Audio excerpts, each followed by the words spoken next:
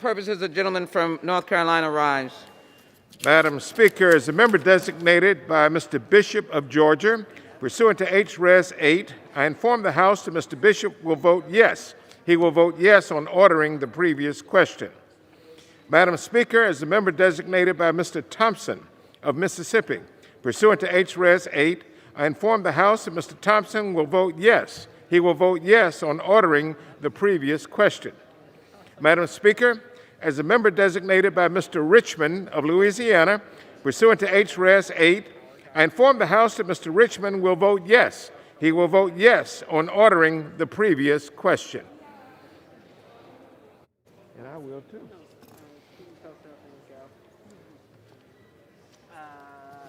Still working on it. Probably can think it's over. I don't think so, because that's the people that are probably not getting speaking time.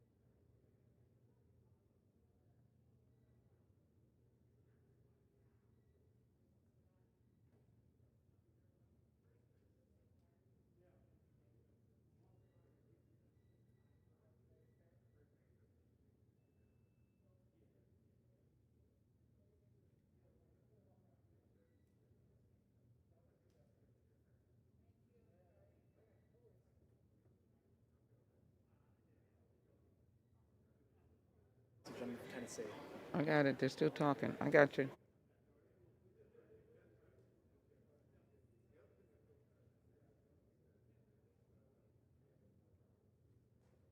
Does the gentleman from Tennessee rise? Madam Speaker, as the member designated by Mr. Fleischman of Tennessee, pursuant to H-Res 8, I inform the House that Mr. Fleischman will vote no on the Representative Scanlon motion to move the previous question on House Res 38. Thank you. And Madam Speaker, is the member designated by Mr. Desjardins of Tennessee, pursuant to H Res 8, I inform the House that Mr. Desjardins will vote nay on the Representative Scanlon motion to move the previous question on H Res 38.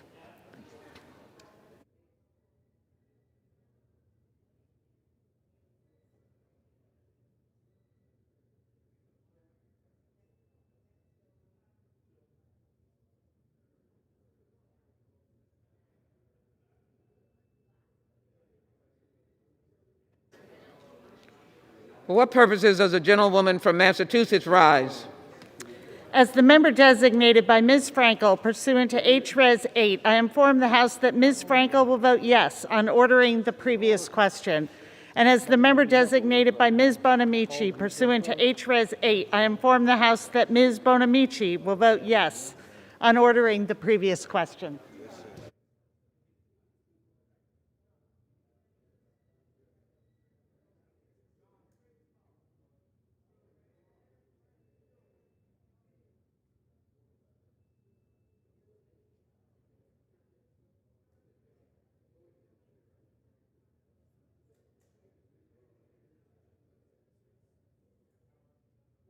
Does the gentleman from Texas rise? Madam Speaker, as the member designated by Mr. Fallon, Texas, pursuant to House Resolution 8, I inform the House that Mr. Fallon will vote nay on the Rep. Scallion's motion to move the previous question on House Resolution 38.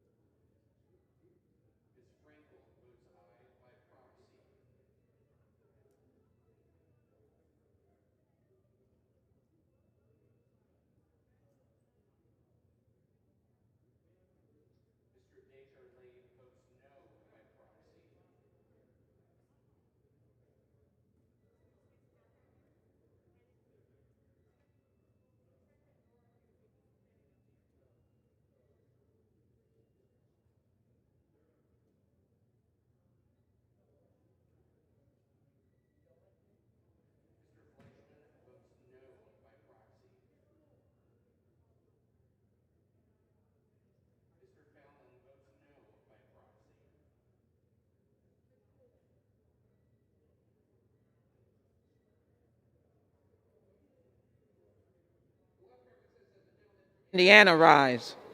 Speaker, as a member designated by Mr.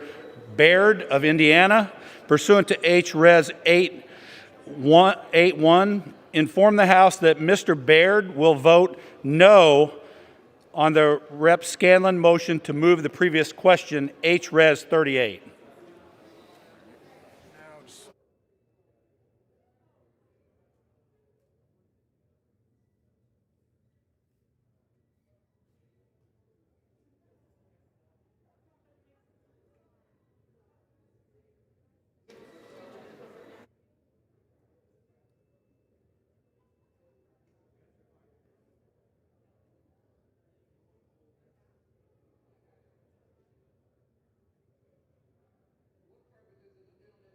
New York rise? As the member designated by Chairman Jerry Nadler pursuant to H Res 8, I inform the House that Chairman Nadler will vote yea on ordering the previous question.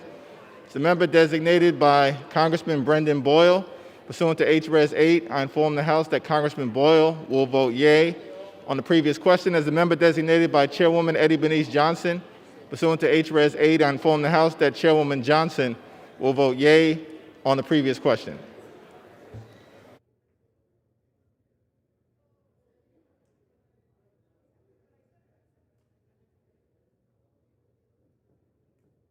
Who is this?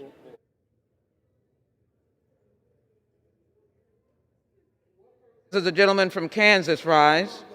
Madam Speaker, as the member designated by Mr. LaTurner, Kansas, Pursuant to House Resolution 8, I inform the House that Mr. LaTurner will vote no on the Representative Scanlon motion to move the previous question on House Resolution 38. Thank you. Madam Speaker, as the member designated by Ms. Eshoo pursuant to H-Res 8, I inform the House that Ms. Eshoo will vote yes on ordering the previous question.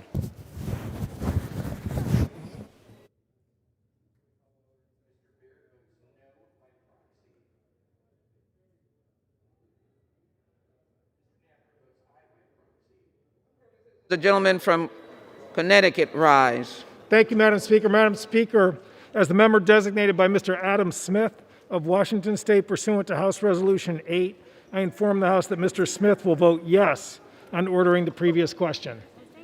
Yep, good to see you.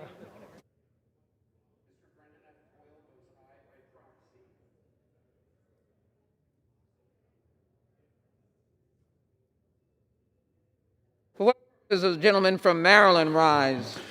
Madam Speaker, as the member designated by Ms. Alma Adams pursuant to House Resolution 8, I inform the House that Ms. Adams will vote yes on ordering the previous question. The gentleman from Indiana rise. Madam Speaker, as the member designated by Ms. Walorski pursuant to H-Res 8, I inform the House that Ms. Walorski will vote nay on the motion to move the previous question on H-Res 38.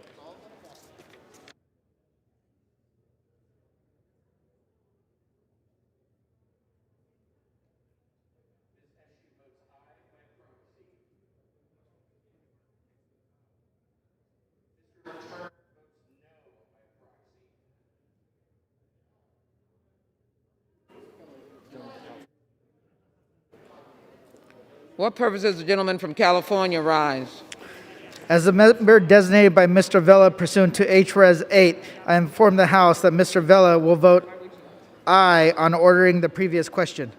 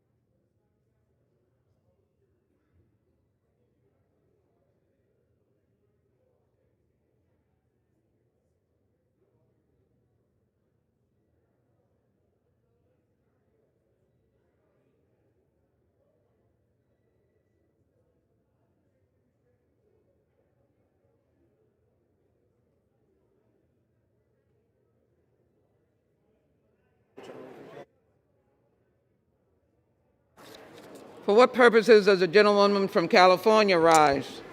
As a member designated by Mr. DeSaulnier pursuant to H-Res 8, I inform the House that Mr. DeSaulnier will vote yes on ordering the previous question.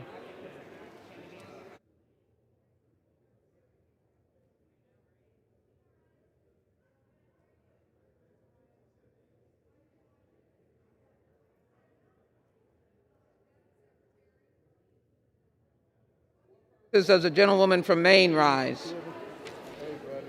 As the member designated by Ms. Custer pursuant to H-Res 8, I inform the House that Ms. Custer will vote yes on ordering the previous question.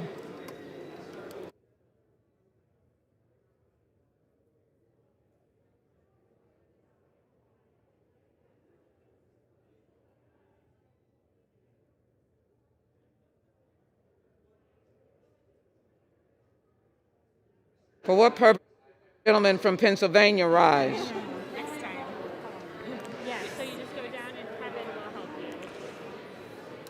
For what purposes does the gentleman from Pennsylvania rise? Madam Speaker, as a member designated by Mr. Lawson of Florida, 5th District, Congressional District, pursuant to House Resolution 8, I inform that Mr. Lawson will vote yea.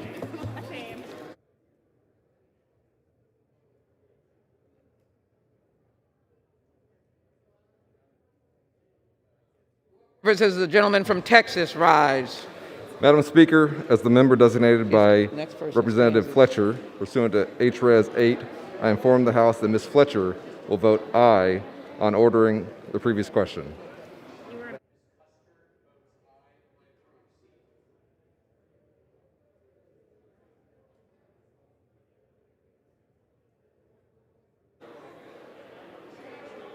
Not ready.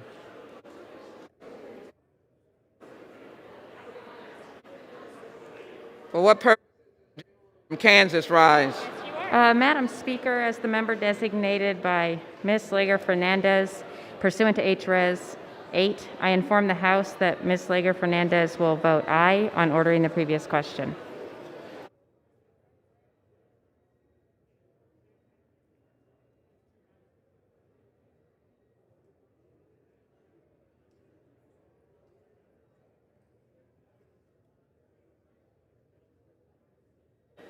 For what purposes does the gentleman from Illinois rise? Madam Speaker, as the member designated by Mr. Grijalva pursuant to H-Res 8, I inform the House that Mr. Grijalva will be voting yea on ordering the previous question. And as the member designated by Ms. Presley pursuant to H-Res 8, I inform the House that Ms. Presley will vote yea on ordering the previous question.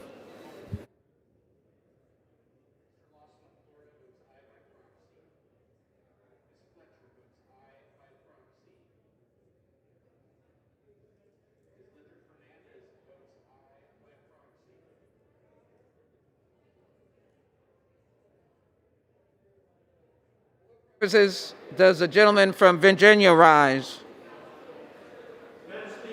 Designated by Mr. Blumenauer, pursuant to H-Res 8, inform the House that Mr. Blumenauer will vote yes on ordering the previous question. As the member designated by Mr. Lowenthal, pursuant to H-Res 8, I inform the House that Mr. Lowenthal will vote yes on ordering the previous question. As the member designated by Mr. Peters, pursuant to H-Res 8, I inform the House that Mr. Peters will vote yes on ordering the previous question. As the member designated by Mr. Liu, pursuant to H-Res 8, I inform the House that Mr. Liu will vote yes on ordering the previous question. Does the gentlewoman from New York rise?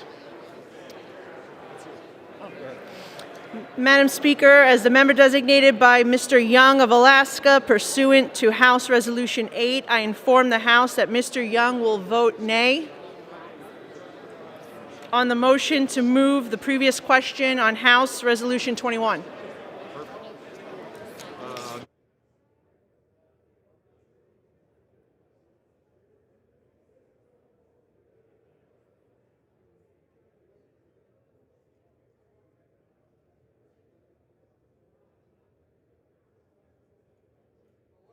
Does the gentlewoman from Connecticut rise? As the member designated by Ms. Wilson pursuant to H-Res 965, I inform the House that Ms. Wilson will vote yes on ordering the previous question.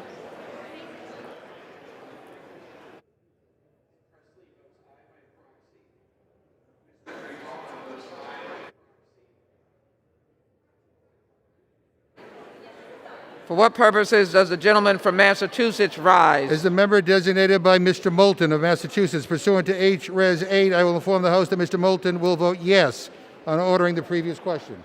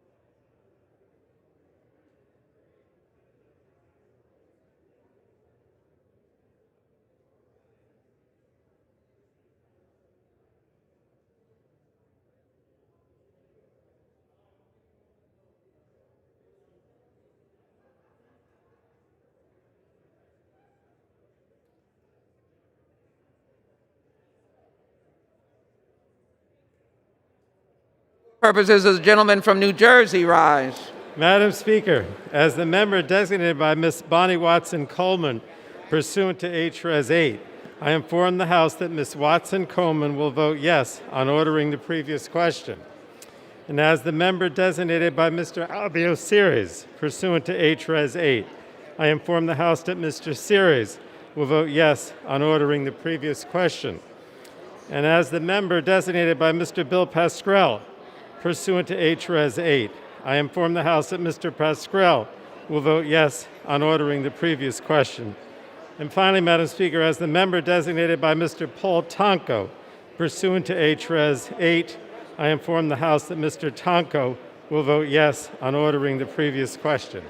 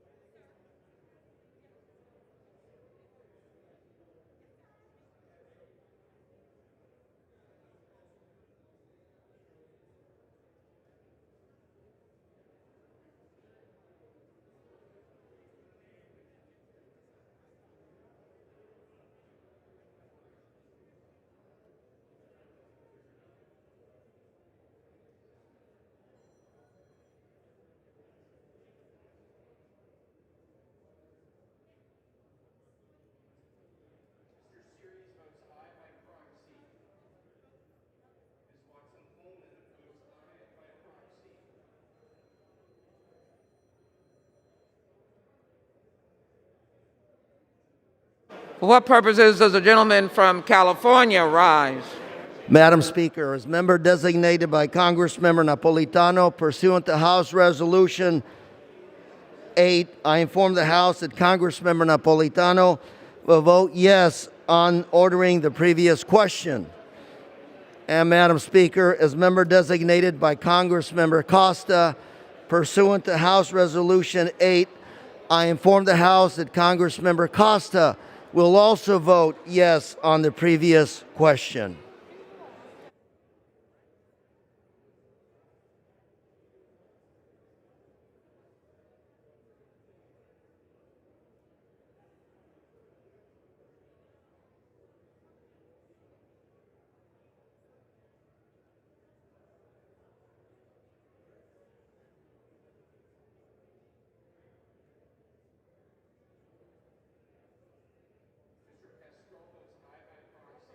Does the gentlewoman from Virginia rise? For what purposes does the gentlewoman from Virginia rise? This is not Speaker, Virginia. as the member designated by Ms. Porter pursuant to House Resolution 8, I inform the House that Ms. Porter will vote yes on ordering the previous question. And as the member designated by Mr. McEachin pursuant to House Resolution 8, I inform the House that Mr. McEachin will vote yes on ordering the previous question.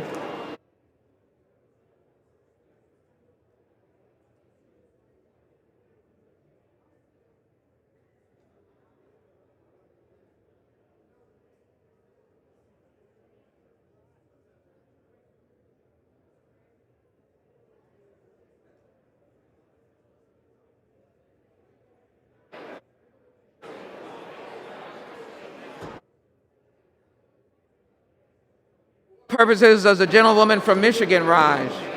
As the member designated by Mrs. Dingle pursuant to House Resolution 8, I inform the House that Mrs. Dingle votes yea on the previous question.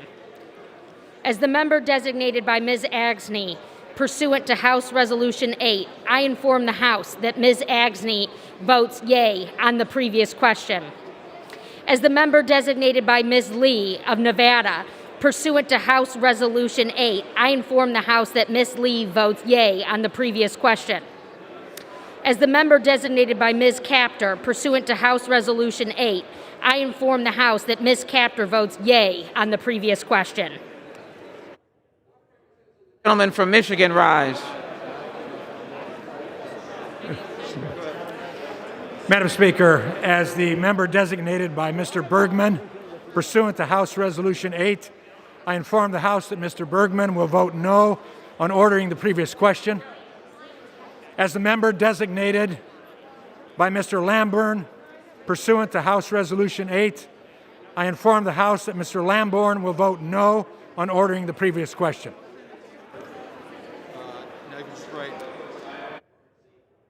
What purposes does the gentlewoman from Florida rise? Madam Speaker, as the member designated by Mr. Payne of New Jersey pursuant to HRES 965, pursuant to HRES 8, I inform the House that Mr. Payne will vote yea on ordering the previous question. And Madam Speaker, as the member designated by Mr. Hastings of Florida pursuant to HRES 8, I inform the House that Mr. Hastings will also vote yea on ordering the previous question.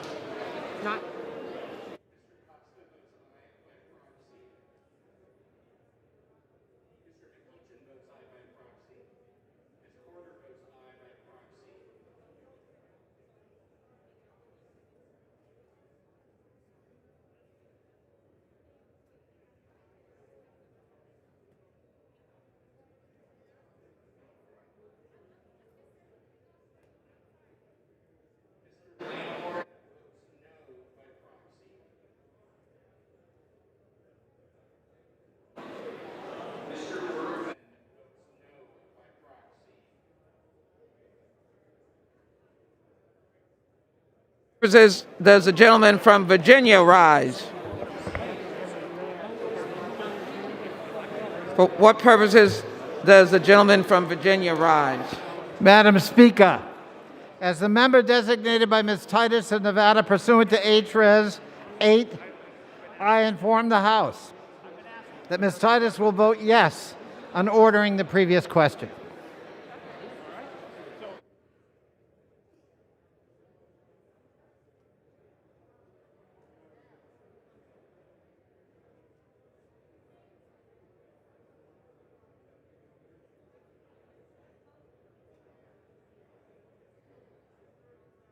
Purposes does the gentlewoman from Florida rise? Madam Speaker, as member designated by Mr. Buchanan of Florida pursuant to HRES 8, I inform the House that Mr. Buchanan will vote nay on the Rep. Scanlon motion to move the previous question on HRES 38. As the member designated by Mr. Jimenez of the state of Florida pursuant to HRES 8, I inform the House that Mr. Jimenez will vote nay on Rep. Scanlon's motion to move the previous question on HRES 38.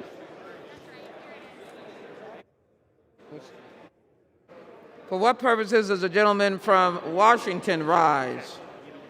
Thank you, Madam Speaker. As the member designated by Ms. Strickland of Washington, pursuant to House Resolution 8, I inform the House that Ms. Strickland will vote yes on ordering the previous question.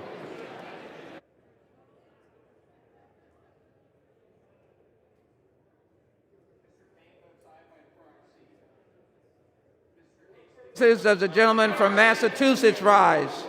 Good evening, Madam Speaker. As the member designated by the Honorable Mr. James Langevin of Rhode Island, and pursuant to House Resolution 965, I'd like to inform the House that Mr. Langevin will vote yes on the motion to move the previous question on House Resolution 38. Thank you.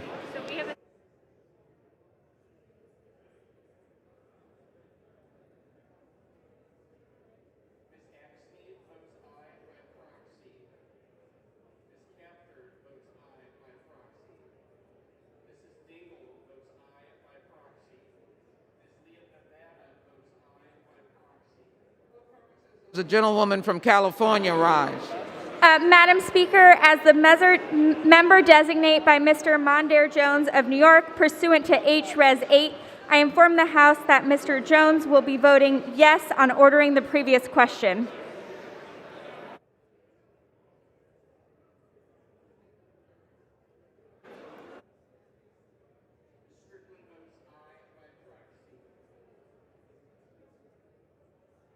Purposes does the gentlewoman from New Jersey rise? Madam Speaker, as the member designated by Mr. Schneider pursuant to HRES 8, I inform the House that Mr. Schneider will vote yes on ordering the previous question. Purposes does the gentleman from Nebraska rise? Madam Speaker, as a member designated by Mr. Bill Raucus of Florida, pursuant to HRES 8, I inform the House that Mr. Bill Raucus will vote nay on Representative Scanlon's motion to move the previous question on HRES 38.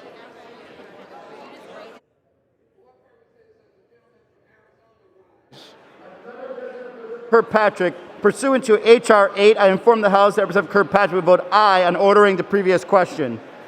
As a member designated by Representative Cardenas, pursuant to H.R. 8, I inform the House that Representative Cardenas will vote aye on ordering the previous question.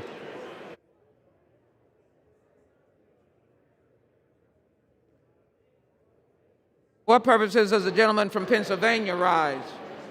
Thank you, Madam Speaker. As a member designated by Mr. Doyle of Pennsylvania, pursuant to House Resolution 8, I hereby inform the House that Mr. Doyle will vote yes on ordering the previous question.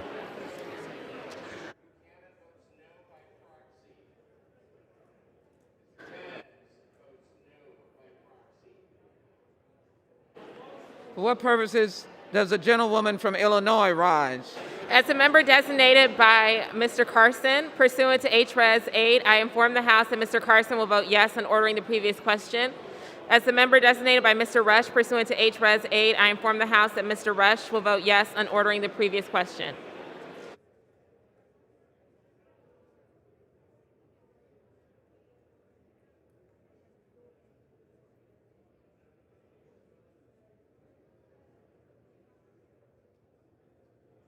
For what purposes does the gentlewoman from New York rise?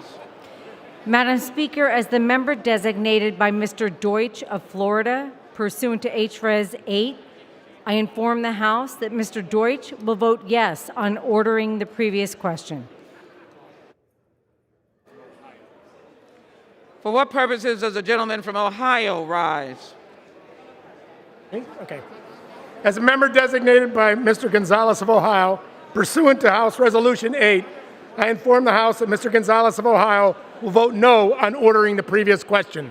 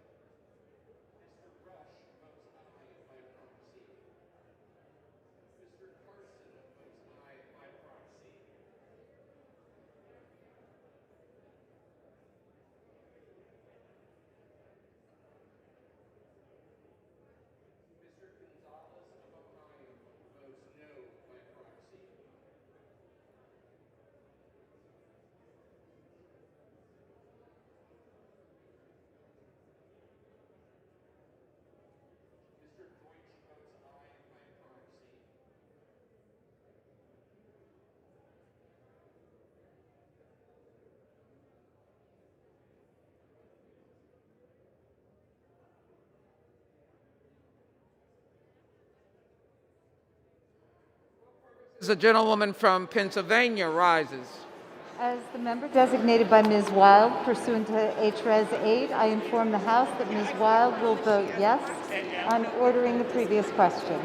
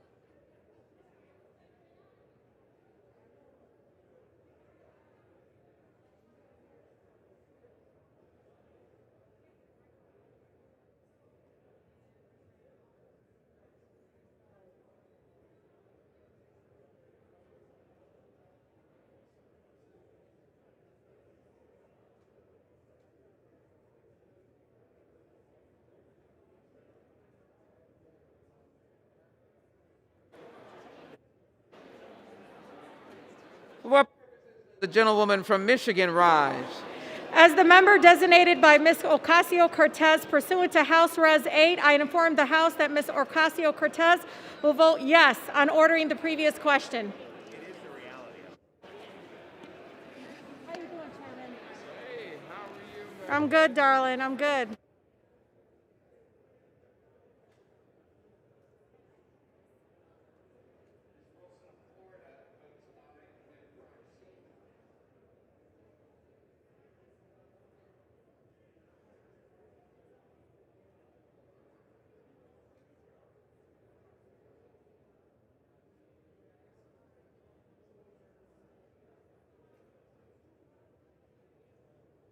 For what purposes does the gentleman from California rise? For what purposes does the gentleman from California rise? As the member designated by Congressman Jerry McNerney pursuant to HRES 8, I inform the House that Mr. McNerney will vote yes on ordering the previous question.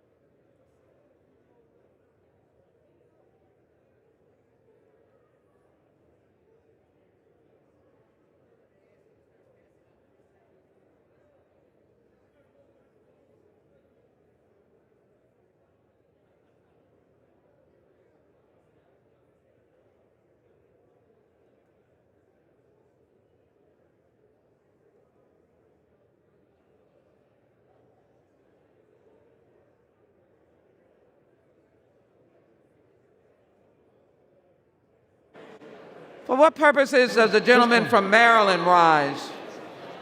As the member designated by Ms. Jayapal pursuant to House Resolution 8, I inform the House that Ms. Jayapal will vote aye on ordering the previous question.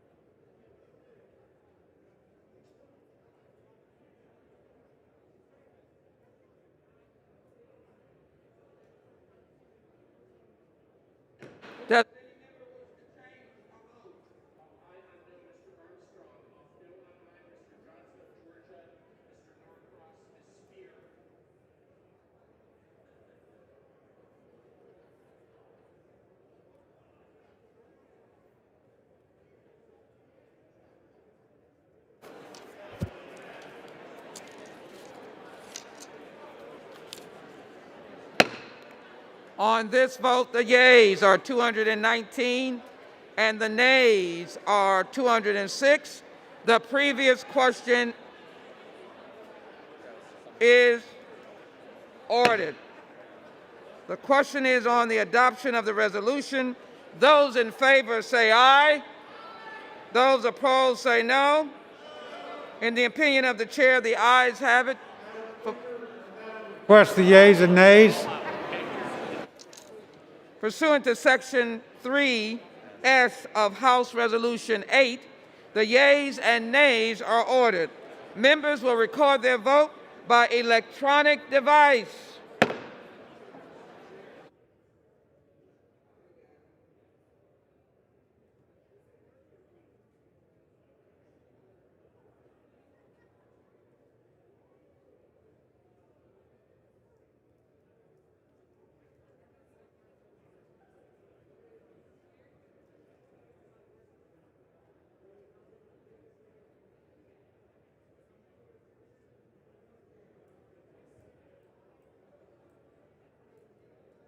Purposes of the gentleman from Texas rise. Madam Speaker, as a member designated by Mr. Baird from Indiana, pursuant to H-Res 8, I inform the House that Mr. Baird will vote no on the Rep. Scanlon motion, on the motion to pass the rules. Need a different thing.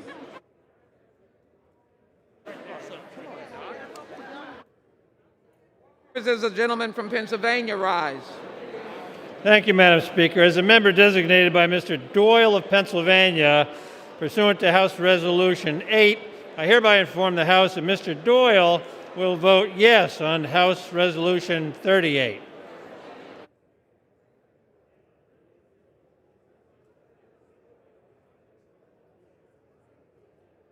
Purposes of the gentlewoman from Pennsylvania rise. As the member designated by Ms. Wild, pursuant to H-Res 8, I inform the House that Ms. Wild will vote yes on H-Res 38. Purposes of the gentleman from Nebraska rise. She's got to turn on. For what purposes does the gentleman from Nebraska rise? Madam Speaker, as the member designated by Mr. Bill Rockus of Florida, pursuant to H-Res 8, I inform the House that Mr. Bill Rockus will vote nay on H-Res 38.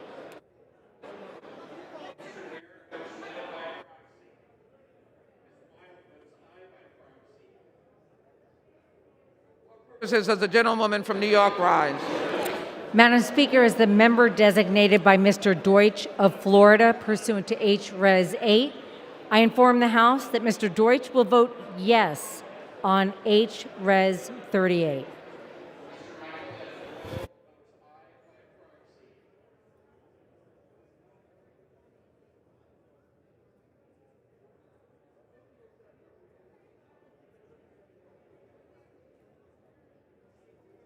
For what purposes does the gentleman from Massachusetts rise? Madam Speaker, as the member designated by the Honorable Mr. James Langevin of Rhode Island, pursuant to House Resolution 965, I'd like to inform the House that Mr. Langevin will vote yes on House Resolution 38, the rule to consider House Resolution 21, a resolution calling upon Vice President Michael R. Pence to convene and mobilize the principal officers of the executive departments of the Cabinet, and to activate Section 4 of the 25th Amendment to declare President Donald J. Trump incapable of executing the duties of his office and to immediately exercise powers as acting president. Thank you.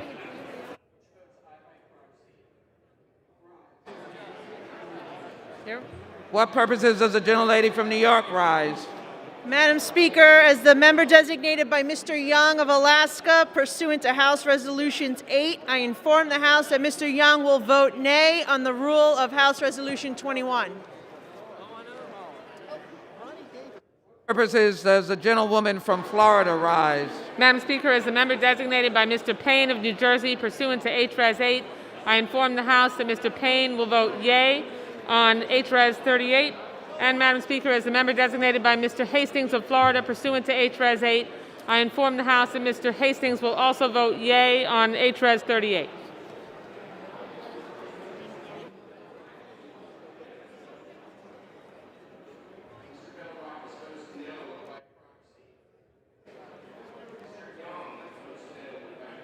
For what purpose does the gentleman from Texas rise?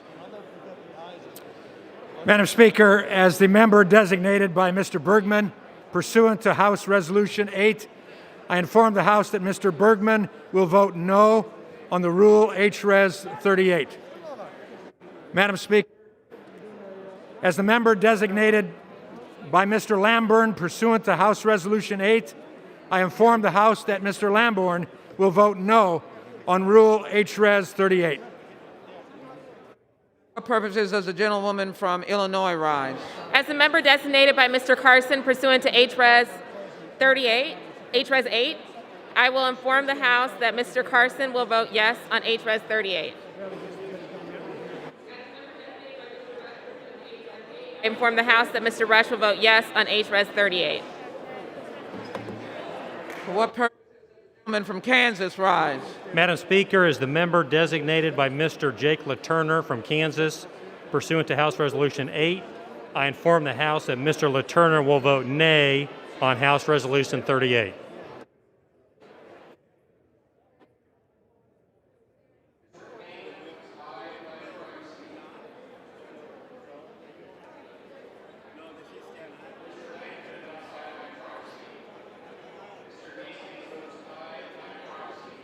What purposes does the gentlewoman from California rise? Madam Speaker, as the member designated by Mr. Mondaire Jones of New York, pursuant to H-Res 8, I inform the House that Mr. Jones will vote yea on H-Res 38. Gentleman from Ohio rise. As a member designated by Mr. Gonzalez of Ohio, pursuant to House Resolution 8, I inform the House that Mr. Gonzalez of Ohio will vote no on H-Res 38. For what purposes does the gentleman from Arizona rise? What purposes does the gentleman from Arizona rise? As a member designated by Representative Cardenas, pursuant to H.R. 8, I inform the House that Representative Cardenas will vote aye on H.R. 38. As a representative designated by Representative Kirkpatrick, pursuant to H.R. 8, I inform the House that Representative Kirkpatrick will vote aye on H.R. 38.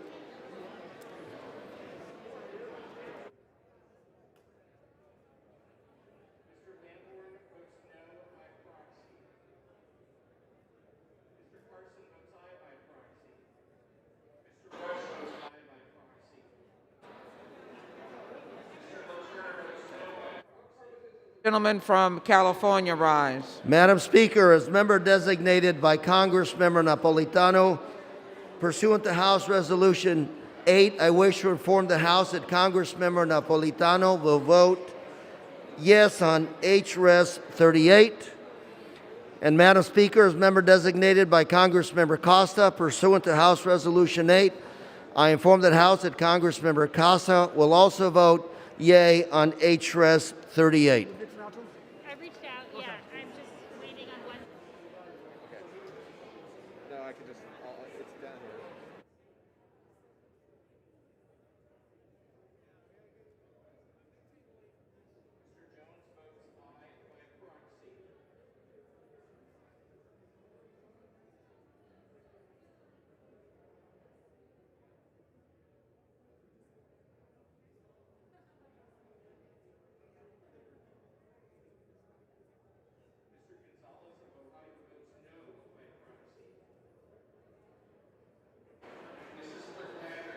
For what purposes does the gentlewoman from Massachusetts rise?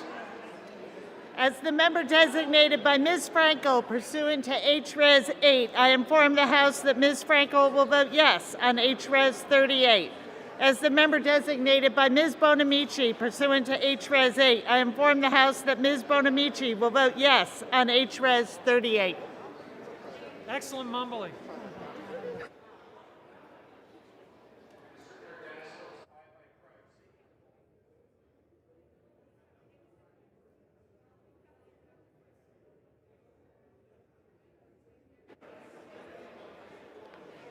For what purposes does the gentleman from California rise?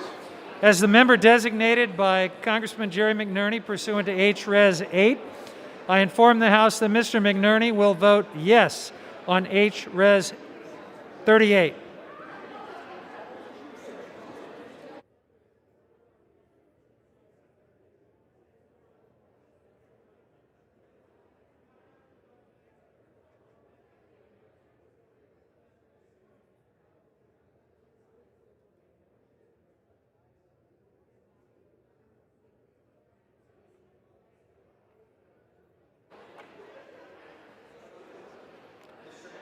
For what purposes does the gentleman from New York rise? As the member designated by Chairwoman Eddie Bernice Johnson pursuant to H-Res 8, I inform the House that Chairwoman Johnson will vote yea on H-Res 38.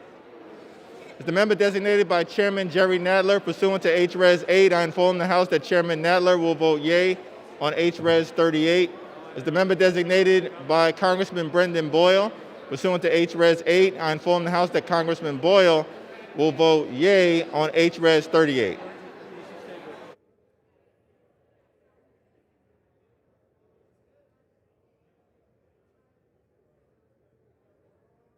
Is she from Virginia?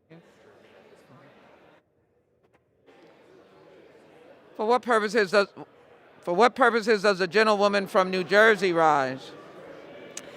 Madam Speaker, as the member designated. Okay, she did.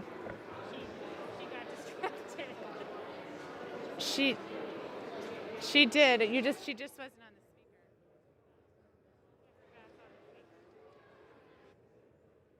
Purposes does the gentlewoman from New Jersey rise? Madam Speaker, as the member designated by Mr. Schneider pursuant to H-Res 8, I inform the House that Mr. Schneider will vote yes on H-Res 38.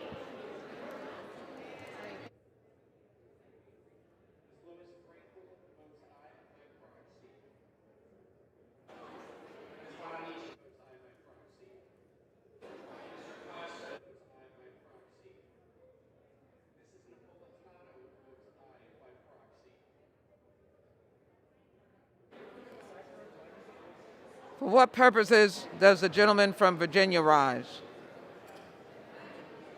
What purposes does the gentleman from Virginia rise? Madam Speaker, as the member designated by Mr. Blumenauer pursuant to H-Res 8, I inform the House that Mr. Blumenauer will vote yes on H-Res 38. As the member designated by Mr. Lowenthal pursuant to H-Res 8, I inform the House that Mr. Lowenthal will vote yes on H-Res 38. As the member designated by Mr. Peters pursuant to H-Res 8, I inform the House that Mr. Peters will vote yes on H-Res 38. As the member designated by Mr. Liu pursuant to H-Res 8, I inform the House that Mr. Liu will vote yes on H-Res 38. For what purposes does the gentleman from Tennessee rise? He's got to turn the sound on. For what purposes does the gentleman from Tennessee rise? Madam Speaker, as the member designated by Mr. Fleischman of Tennessee, pursuant to H-Res 8, I inform the House that Mr. Fleischman will vote no on H-Res 38. As the member designated by Mr. Desjardins of Tennessee, pursuant to H-Res 8, I inform the House that Mr. Desjardins will vote nay on H-Res 38. For what purposes does the gentleman from Illinois rise? Madam Speaker, as the member designated by Mr. Grijalva pursuant to H-Res 8, I inform the House that Mr. Grijalva will vote aye on House Resolution 38.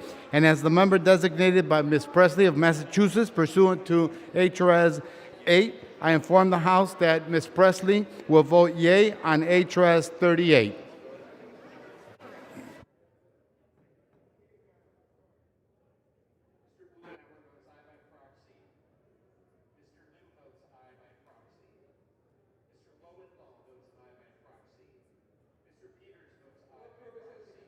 Connecticut rise.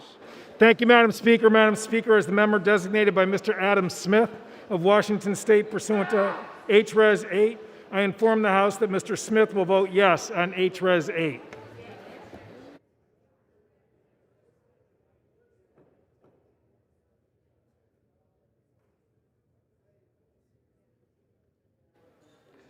For what purposes does the gentleman from Maryland rise? Madam Speaker, as the member designated by Ms. Alma Adams of North Carolina pursuant to House Resolution 8, I inform the House that Ms. Adams will vote yes on House Resolution 38.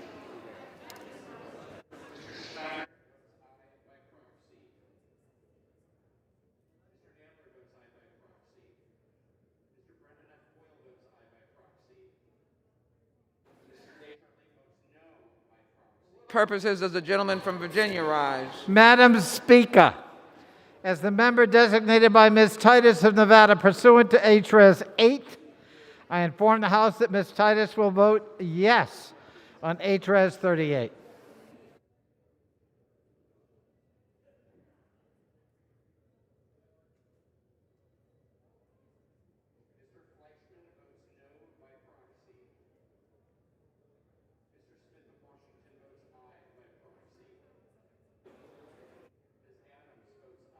Does the gentleman from North Carolina rise? Madam Speaker, as a member designated by Mr. Bishop of Georgia, pursuant to H-Res 8, I inform the House that Mr. Bishop will vote yes. He will vote yes on H-Res 38. Madam Speaker, as a member designated by Mr. Thompson of Mississippi, pursuant to H-Res 8, I inform the House that Mr. Thompson will vote yes. He will vote yes on H-Res 38. Madam Speaker, as a member designated by Mr. Richmond of Louisiana, pursuant to H-Res 8, I inform the House that Mr. Richmond will vote yes. He will vote yes on H-Res 38.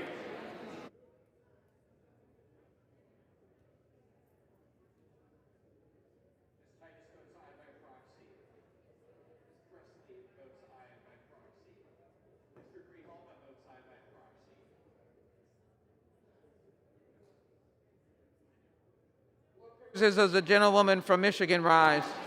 As the member designated by Mrs. Dingle pursuant to House Resolution 8, I inform the House that Mrs. Dingle will vote yea on H-Res 38. As the member designated by Ms. Axney pursuant to House Resolution 8, I inform the House that Ms. Axney votes yea on House Resolution 38.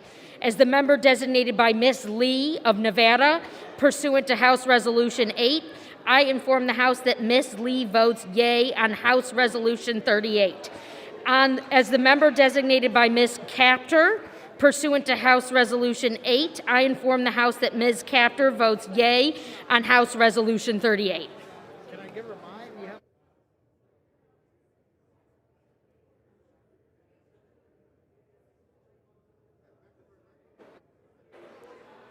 For what purposes does the gentleman from California rise? As a member designated by Mr. Villa pursuant to H-Res 8, I inform the House that Mr. Villa will vote aye on H-Res 38.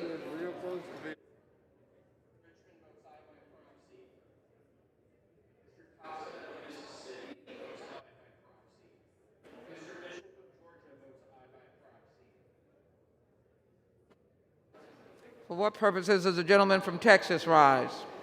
Madam Speaker, as the member designated by Ms. Fletcher pursuant to H-Res 8, I inform the House that Ms. Fletcher will vote aye on H-Res 38.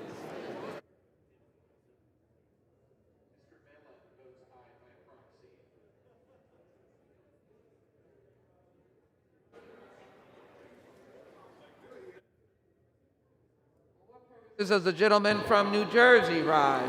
Madam Speaker, as the member designated by Ms. Bonnie Watson Coleman pursuant to H-Res 8, I inform the House that Ms. Watson Coleman will vote yes on H-Res 38. And as the member designated by Mr. Albio Series pursuant to H-Res 8, I inform the House that Mr. Series will vote yes on H-Res 38. As the member designated by Mr. Bill Pascrell pursuant to H-Res 8, I inform the House that Mr. Pascrell will vote yes on H-Res 38. And finally, Madam Speaker, as the member designated by Mr. Paul Tonko pursuant to H-Res 8, I inform the House that Mr. Tonko will vote yes on H-Res 38. Thank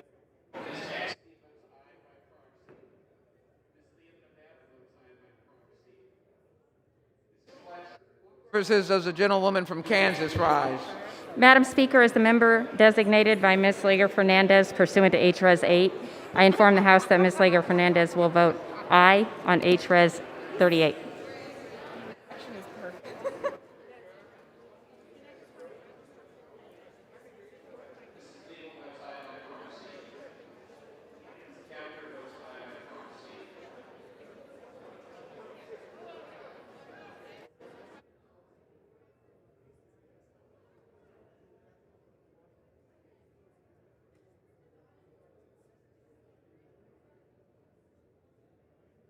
For what purposes does the gentlewoman from Florida rise? Thank you, Madam Speaker.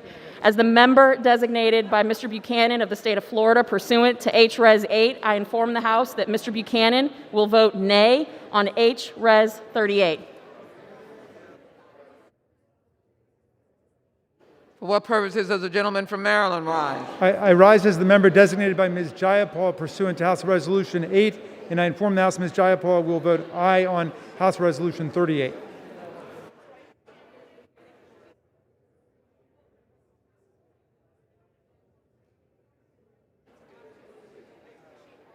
Purposes, does the gentleman from Indiana rise? Madam Speaker, as a member designated by Ms. Walorski pursuant to H-Res 8, I inform the House that Ms. Walorski will vote nay on H-Res 38.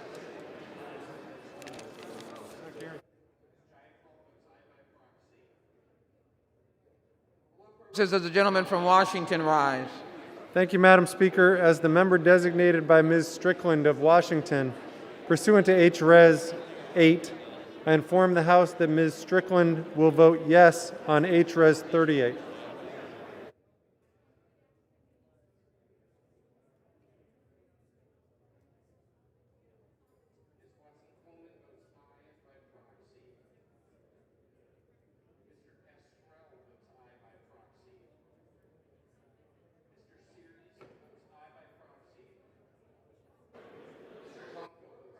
Does the gentlewoman from Maine rise?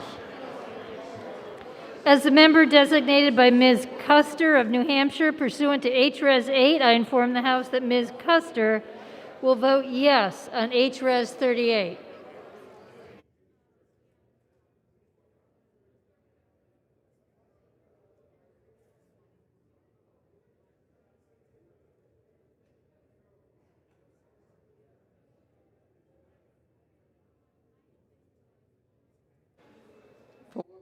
Does the gentlewoman from Virginia rise? Thank you, Madam Speaker. As the member designated by Mr. McEachin pursuant to House Resolution 8, I inform the House that Mr. McEachin will vote yes on House Resolution 38. And as the member designated by Ms. Porter pursuant to House Resolution 8, I inform the House that Ms. Porter will vote yes on House Resolution 38.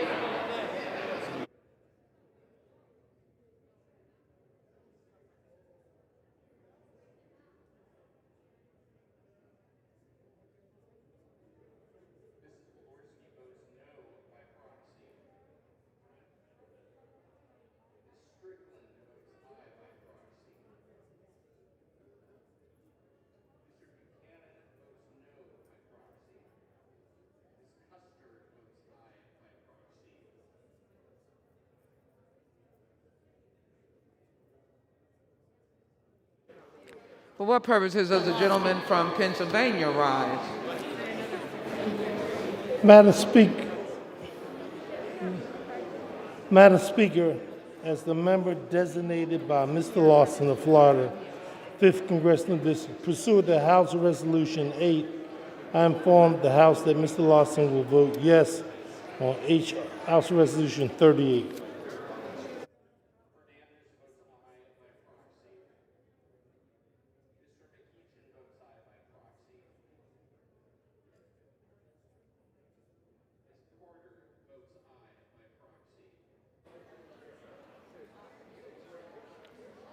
For what purposes does the gentlewoman from Connecticut rise? As the member designated by Ms. Wilson pursuant to H-Res 8, I inform the House that Ms. Wilson will vote yes on H-Res 38.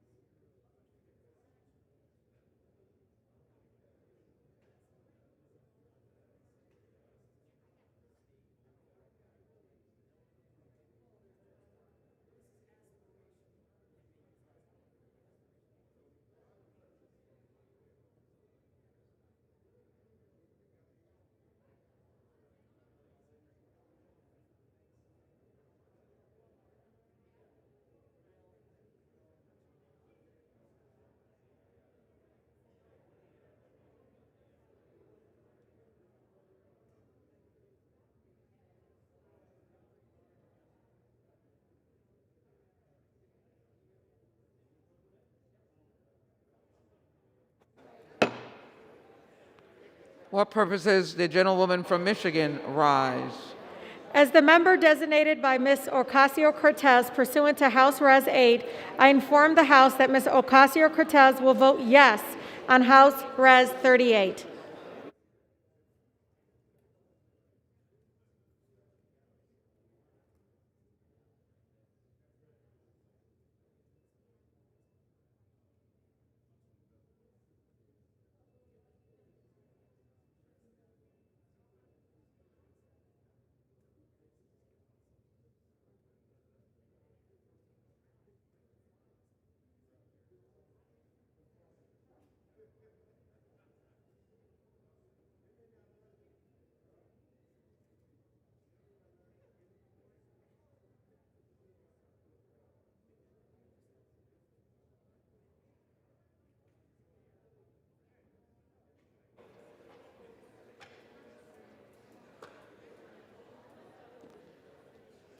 For what purposes does the gentlewoman from California rise?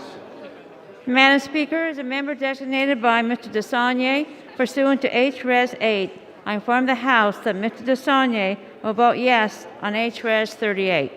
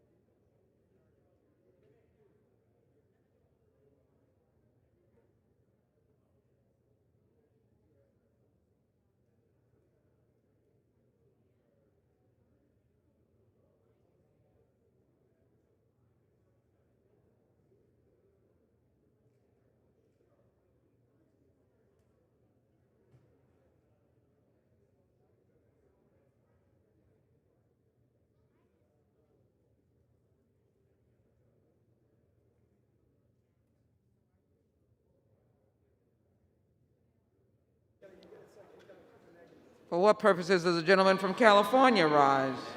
Madam Speaker, as a member designated by Ms. Eshoo pursuant to H-Res 8, I inform the House that Ms. Eshoo will vote yes on H-Res 38.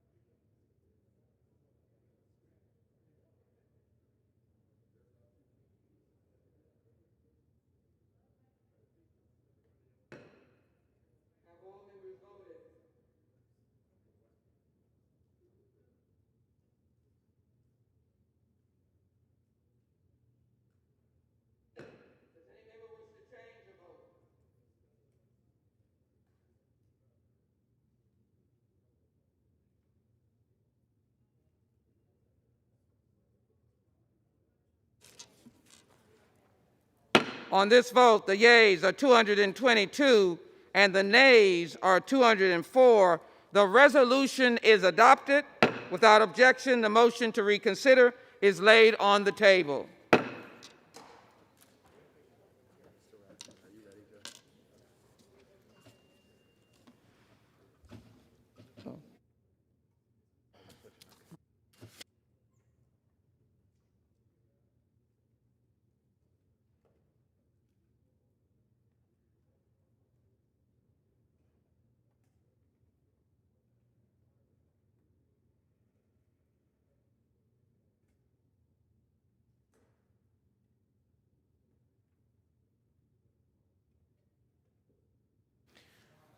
For what purpose does the gentleman from Maryland seek recognition? Mr. Speaker, pursuant to House Resolution 38, I call up House Resolution 21 and ask for its immediate consideration in the House. The clerk will report the title of the resolution. House Resolution 21, resolution calling on Vice President Michael R. Pence to convene and mobilize the principal officers of the executive departments of the Cabinet to activate Section 4 of the 25th Amendment to declare President Donald J. Trump incapable of executing the duties of his office and to immediately exercise powers as acting president. Pursuant to House Resolution 38, the amendment to the preamble printed in House Report 117-1 is adopted, and the resolution as amended is considered read. The resolution as amended shall be debatable for 1 hour, equally divided and controlled by the chair and ranking minority member of the Committee on the Judiciary or their respective designees. The gentleman from Maryland, Mr. Raskin, and the gentleman from Ohio, Mr. Jordan, each will control 30 minutes. The chair now recognizes the gentleman from Maryland, Mr. Raskin. Mr. Speaker, thank you. I ask unanimous consent that all members may have 5 legislative days within which to revise and extend their remarks and insert extraneous material on HRes 21. Without objection. Mr. Speaker, I yield to myself 3 minutes to begin. The gentleman is recognized for 3 minutes. We've experienced the trauma of a violent attack on this House of Representatives, on this chamber, and on all of the people who work here. An armed, lawless, and enraged mob smashed windows, beat up and crushed Capitol Hill police officers who cried out in agony, overcame and subdued law enforcement, killed or caused the deaths of at least 5 American citizens, including a heroic Capitol Hill police officer, Brian Sicknick, and 4 other Americans, inflicted serious injuries on dozens of our police officers and other people, including 15 officers who had to be hospitalized. Chanting, "Stop the Steal" and "Hang Mike Pence," they threatened the lives and safety of the 3 individuals in the line of succession to the President of the United States.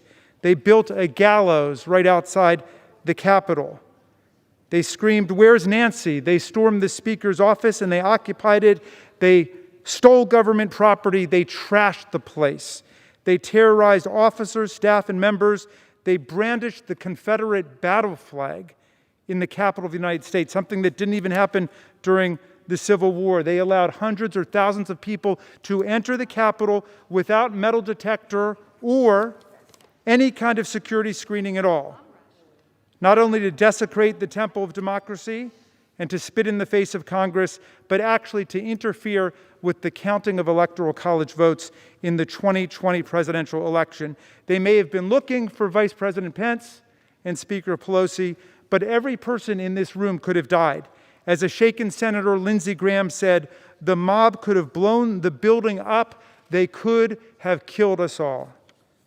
Mr. Speaker, whether or not you believe the President's course of conduct in encouraging, building, summoning, assembling, and inflaming the mob, lighting the flame, as Congresswoman Liz Cheney put it in a very powerful and cogent statement this evening, whether you believe that that was a high crime and misdemeanor, an offense against the Republic, that's a question for another time. And to put my cards on the table, I think it was a crime against the Republic. But leaving that aside, I think every member in this body should be able to agree that this president is not meeting the most minimal duties of office. He is not meeting the oath that he swore to uphold and defend the Constitution against all enemies, foreign and domestic. He is not protecting and defending the democracy itself, the process of electing the president. He is not respecting the peaceful transfer of power. He is not taking care that the laws are faithfully executed. He is not protecting the republic against mob insurrection, invasion, and hostility. He is not protecting the Republican form of government for the people of the United States when he allows this to happen. This resolution is simply asking Vice President Pence to exercise his powers under Article 25, the 25th Amendment. I grant myself 30 seconds more. Gentleman is granted 30 additional seconds. You may proceed. We are simply asking Vice President Pence to exercise his powers under the 25th Amendment of the Constitution, Section 4, to convene the cabinet and to mobilize the cabinet to state and articulate what is obvious to the American people. This president is not meeting the duties of office and is clearly not capable of it, and to transfer the powers to the vice president under the 25th Amendment. With that, I will yield now for 1 minute time. Oh, I will reserve the remainder. Gentleman reserve. At this time, the gentleman from Ohio is recognized. Thank you, Mr. Speaker. I would yield to the gentleman from the great state of California, Mr. McClintock, for 2.5 minutes. Gentleman is recognized for 2.5 minutes. Thank you, Mr. Speaker. What a sad and ominous way to begin the 117th Congress. Hasn't this body done enough in the last session to divide our country and abuse our Constitution without carrying that damage into the new session? The 25th Amendment specifically addresses the incapacity of the president to discharge the duties of his office. It was never intended as a political weapon when Congress doesn't like the way he discharges those duties. Now, I've read that speech. He never suggested rampaging the Capitol and disrupting the Congress. He urged them to, and this is an exact quote, peacefully and patriotically make your voices heard. Now, many of us Republicans joined a bipartisan vote to respect the Electoral College votes, despite our suspicions and our misgivings and our desires. We did this because the Constitution commanded it and our institutions depend on it. Now, today, those same principles should compel a bipartisan vote to oppose this grotesque abuse of the 25th Amendment.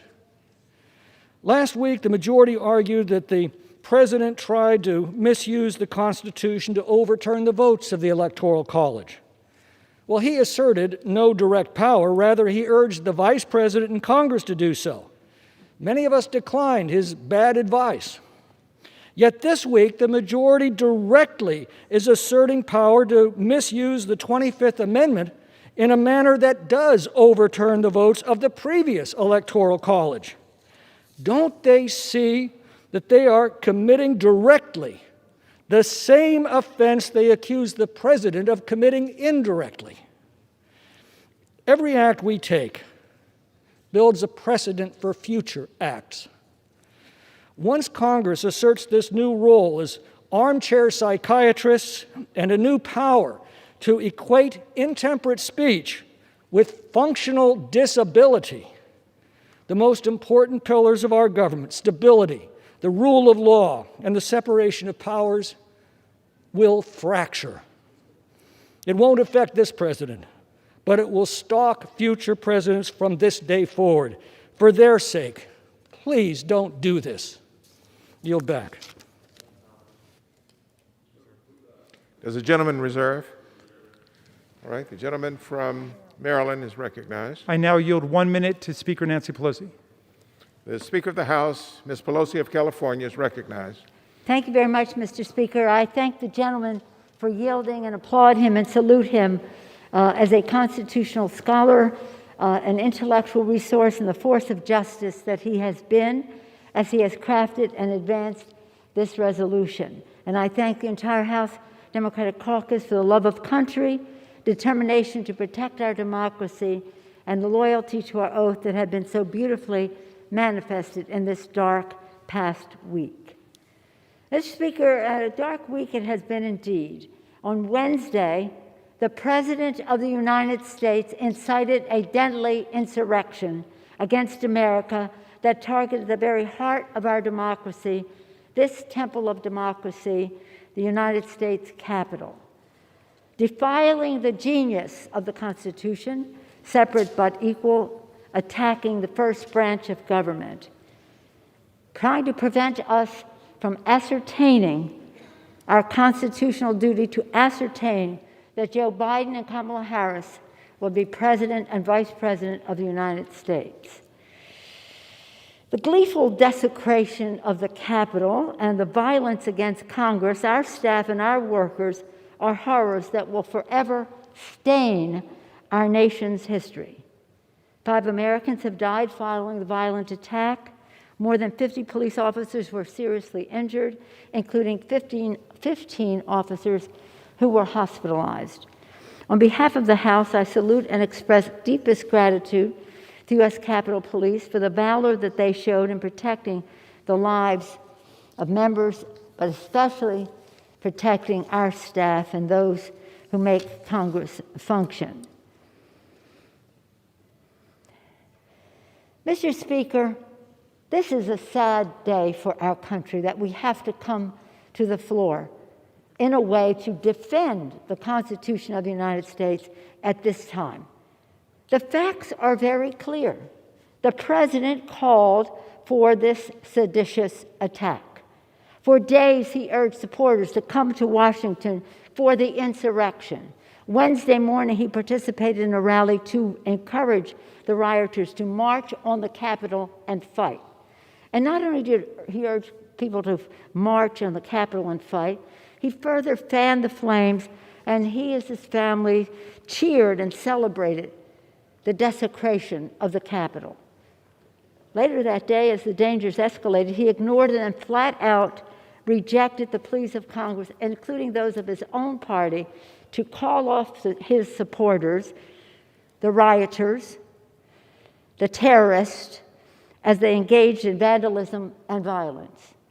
Later that, and now the President is saying that he is not responsible and that his incitement to violence was totally appropriate.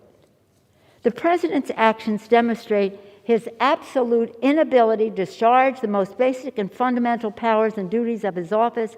Therefore, the President must be removed from office immediately.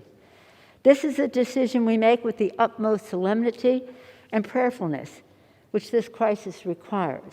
Removal of the President is an unprecedented action, but it is required because it is an unprecedented moment in history because the danger that he poses. And I heard the previous speaker say that we are objecting to the President because we don't like the way he executes his duties. No, we don't like it at all. Acts of sedition, incitement to insurrection, treasonous activity.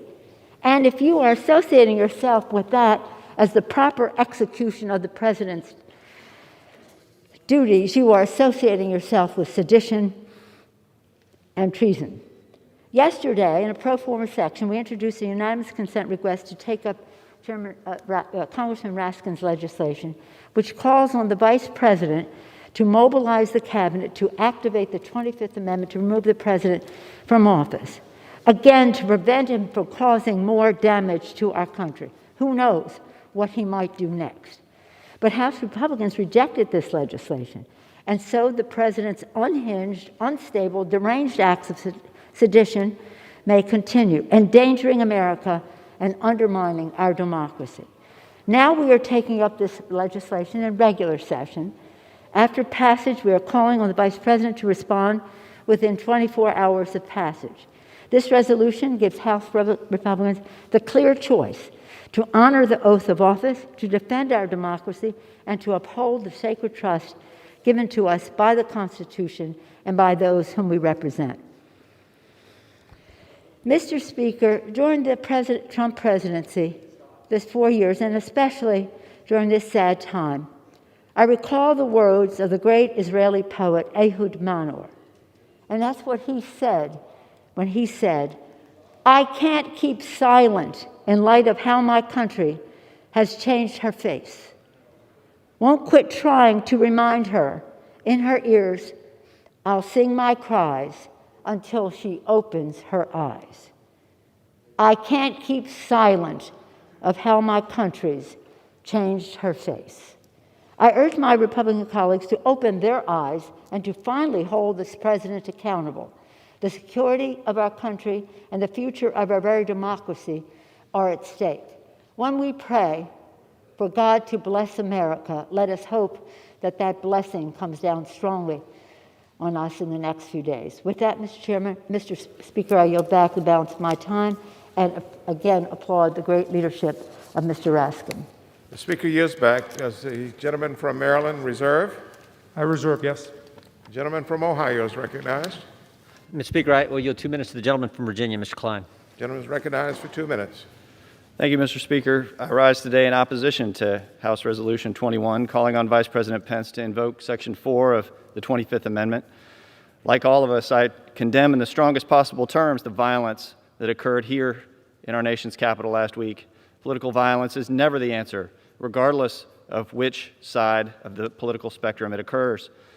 And that's a strongly held position on which I've been clear since well before my time in Congress. Let's be clear about a few things. The adoption of this political resolution would be divisive rather than unifying. The Vice President has said he has no intention of taking action under the amendment, so this process is pure political theater on the part of the majority. In addition, no due process has been provided. As a former prosecutor, if law enforcement brought evidence of a crime to me and said, take this to the jury tomorrow for a jury trial, there would be no chance for the defendant to prepare any defense. I'd be violating half the Constitution, the Code of Virginia, over 100 different rules of procedure. In the more than 50 years since the 25th Amendment was ratified, Section 4 has never been invoked. As such, there are no judicial or authoritative opinions that would evaluate its implementation. And absent this, we must look to the legislative intent of the Congress that passed its language. And nowhere in the legislative intent is the current situation envisioned. It's meant to be used for incapacity, not for political ends with 8 days remaining in a president's term. Last week, Vice President Pence was lauded by the majority for not yielding to pressure to exert power beyond his constitutional authority to determine the outcome of the election. Yet, the majority today is attempting to pressure him to exert power beyond the intention of his constitutional role in Section 4 of the 25th Amendment. This action will only further fuel the political divide among our citizens and will be detrimental to the long-term efforts to unify our country. Mr. Speaker, both President Trump and President-elect Biden have called for a peaceful transition of power. I would encourage members of both parties to work toward this end and vote against this rushed, misguided, politically motivated resolution. I yield back. The gentleman yields back. Reserve. The gentleman reserve. The gentleman reserves. The gentleman from Maryland. I now yield 1 minute to Ms. Lofgren. The gentlelady from California, Ms. Lofgren, the chairman of the House Administration Committee, is recognized. Mr. Speaker, last week as we counted Electoral College votes, I said, this day marks a crossroads for our American democracy. We didn't know then what an ominous statement that was. We do now. Congress was attacked by a violent mob incited by the president to stop us from doing our constitutional job. The president not only encouraged the mob, he said he loved them and made no serious effort to stop them. Lives were lost and put in danger. Constitutional government was urgently threatened. The president's actions were not only wrong, they were dangerous. He lives in an alternate reality. He's a continuing threat to America. Vice President Pence should invoke the 25th Amendment, assume presidential duties until the inauguration next week, and save us from a president who is unable to function, unable to protect our country. I urge all, including my Republican colleagues, to put politics aside. Act to secure the safety of our country. We truly are at a crossroads for our American democracy. The gentleman from Maryland. I reserve. You reserve? All right. The gentleman from Ohio is recognized. Mr. Speaker, I yield 2 minutes to the gentleman from Arizona, Mr. Biggs. The gentleman is recognized. Thank you, Mr. Speaker. The violence at the Capitol last week has been condemned by Republicans, Democrats, and by President Trump. So I wonder, why are the Democrats stoking the fire instead of dousing the flames?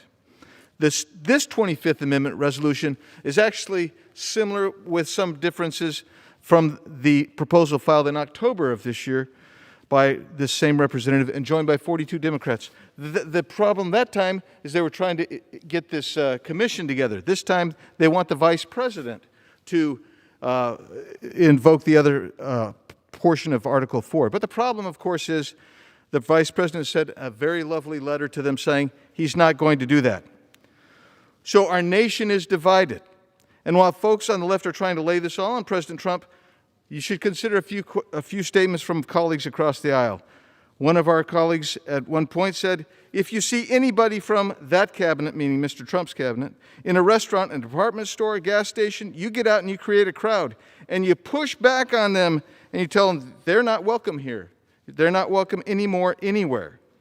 Senator Booker called for his supporters to go to the Hill today. Get up, and please get up in the face of some Congress people. And I have dozens of more similar statements. But what we're talking about here today is a resolution asking the Vice President to invoke the 25th Amendment and get the cabinet together to remove this president. And what that does, it is basically doing what Democrats wrongfully claim President Trump did on January 6th.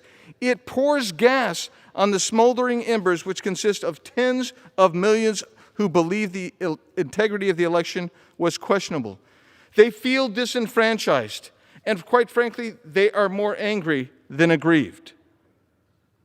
Some believe that by doing this, it's going to be healing. I heard this gentleman say this in the Rules Committee, that doing this today would be healing. And yet the Vice President said he's not going to do that. And if this resolution is to ask the Vice President to invoke this 25th Amendment, the gentleman has an additional 30 seconds. Thank you. If this is what the purpose of this is, to ask the Vice President, then the purpose is now null. But I suggest to you, it looks like, it would appear like, if we're going to proceed on, even after you've received the answer that you're seeking, and it's disapprobation of your idea, that the only thing that could be left is to pour gas on a fire. And I'm asking that cooler heads prevail here. This is not necessary. Don't let this get in the way. And just to parrot the last speaker, I'm asking friends across the aisle, don't do this thing. The gentleman from Ohio, you reserve? The gentleman reserves. The gentleman from Maryland. Mr. Speaker, the gentleman reasonably poses the question, why are we doing this? We think that the President of the United States constitutes a clear and present danger to the Republic and to our people. For example, on the white supremacist websites that helped to build the president's mob, they are now calling for a return engagement on the days of January 19th and 20. They are calling again for an attack on the Capitol, and they're calling again for the state legislatures now in 50 states to be surrounded. What will the attitude be of the President of the United States? Will he give them aid and comfort? Will he wink at them? Will he send them positive tweets and messages calling them patriots? Also on extreme right-wing websites, they are calling for the president to pardon the organizers of the armed, violent insurrection that took place in this body not even a week ago. And what if the president decides to pardon them? We know this president is not living up to the most minimal duties of his office. That's why we are doing this, to protect the public. And by the way, we're not telling the vice president what he must do. We have no authority to do that. We're telling him what he thinks he should do, and that the Congress will be with him, because we know that he has come under extreme right-wing pressure on everything from the counting of the electoral college votes to his positions on a whole range of things to go along with Donald Trump. So we are trying to counterbalance that attack on him from the right to say the people want to see a peaceful way through this. With that, I will recognize Ms. Jackson Lee for 1 minute. The gentlelady from Texas, Ms. Jackson Lee, is recognized. Accountability comes before healing, but healing should come. If we look at the Constitution, we will clearly see that Mr. Raskin's resolution fits the language: an inability to be able to discharge your duties, to exercise the laws carefully. Do you consider these words from the President of the United States to insurrectionists and terrorists to walk down to the Capitol, tells the president, telling them if you don't fight like hell, you're not going to have a country anymore. And that is the attack that the domestic terrorists made on this place. All we're asking the Vice President through this resolution is to reflect on that and to call upon the 25th Amendment to convene the cabinet to begin the healing, because the President of the United States is dangerous to the American people. That is why we're on the floor today. We hope that he will have an opportunity to reflect, because the Constitution says in many places that the actions of this president is dangerous. People have died. We have lost 2 police officers. Others are in the hospital. And yes, it was an insurrection. It is time to pass H.Res. 21. I yield Gentlelady's back. time has expired. The gentleman from Maryland, do you reserve? Yes. The gentleman reserves. The gentleman from Ohio. Thank you, Mr. Speaker. I yield 1 minute to the gentlelady from Georgia. Gentlelady from Georgia is recognized for 1 minute. Mr. Speaker, I'd like to quote the President of the United States. I know that everyone here will soon be marching over to the Capitol building to peacefully and patriotically make your voices heard. Go home with peace, with love, and in peace. Remember this day forever. President Donald Trump. I condemn this violence. Republicans have condemned this violence. President Trump has condemned this violence. But elected Democrats over the past year have promoted violence, have supported it.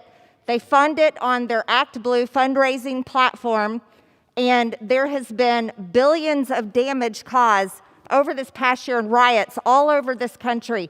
You know how many companies have endured violence and destruction? I have 83 pages here of businesses that had property damage, were burned, and through the Minnesota riots.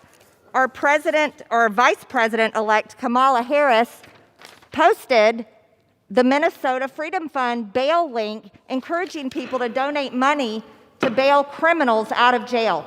The gentlelady's time has expired. I yield back. The gentlelady yields back. The gentleman from Ohio, do you reserve? We reserve. Gentleman reserves. Gentleman from Maryland. Mr. Speaker, I'm honored to yield 2 minutes to Mr. Katko of New York. Colleague for yielding. I rise as a proud American who has a distinct honor of serving in this great body. As a member of Congress, we take an oath to defend the Constitution because at times it needs defending. On January 6th, the nation watched as insurrectionists stormed the Capitol, threatening the safety of countless individuals and successfully, albeit temporarily, disrupting our process.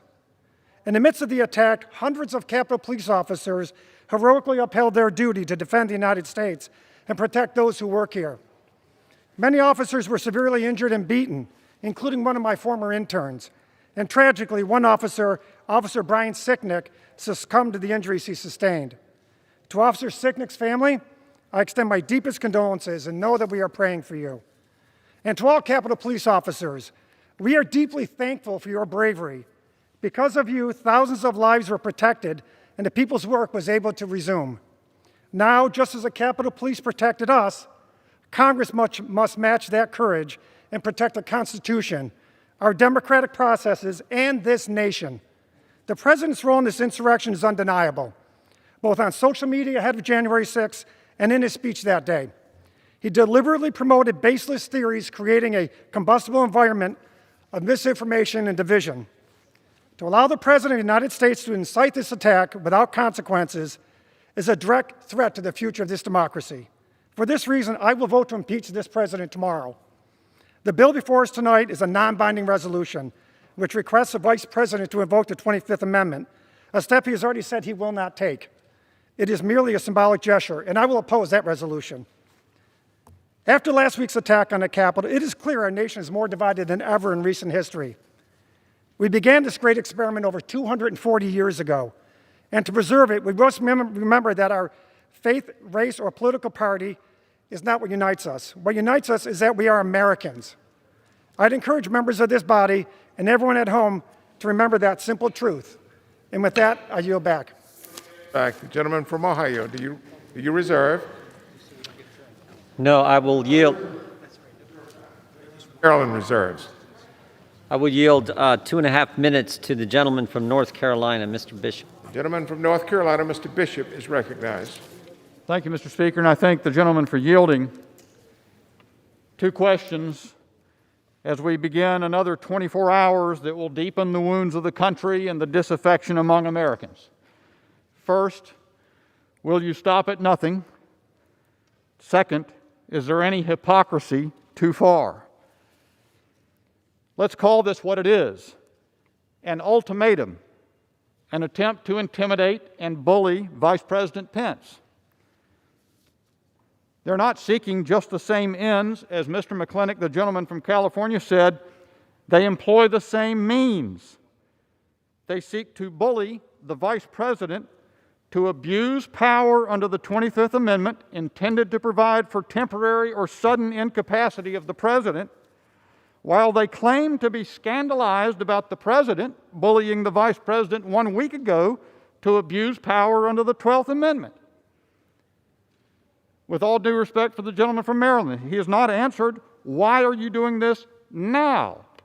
Tonight, the Vice President has clarified in a letter sent to all of us at 7:34 p.m. that this resolution has absolutely no other purpose. Here are 3 key things he said, and I quote, "I urge you and every member of Congress to avoid actions that would further divide and inflame the passions of the moment. Work with us to lower the temperature and unite our country."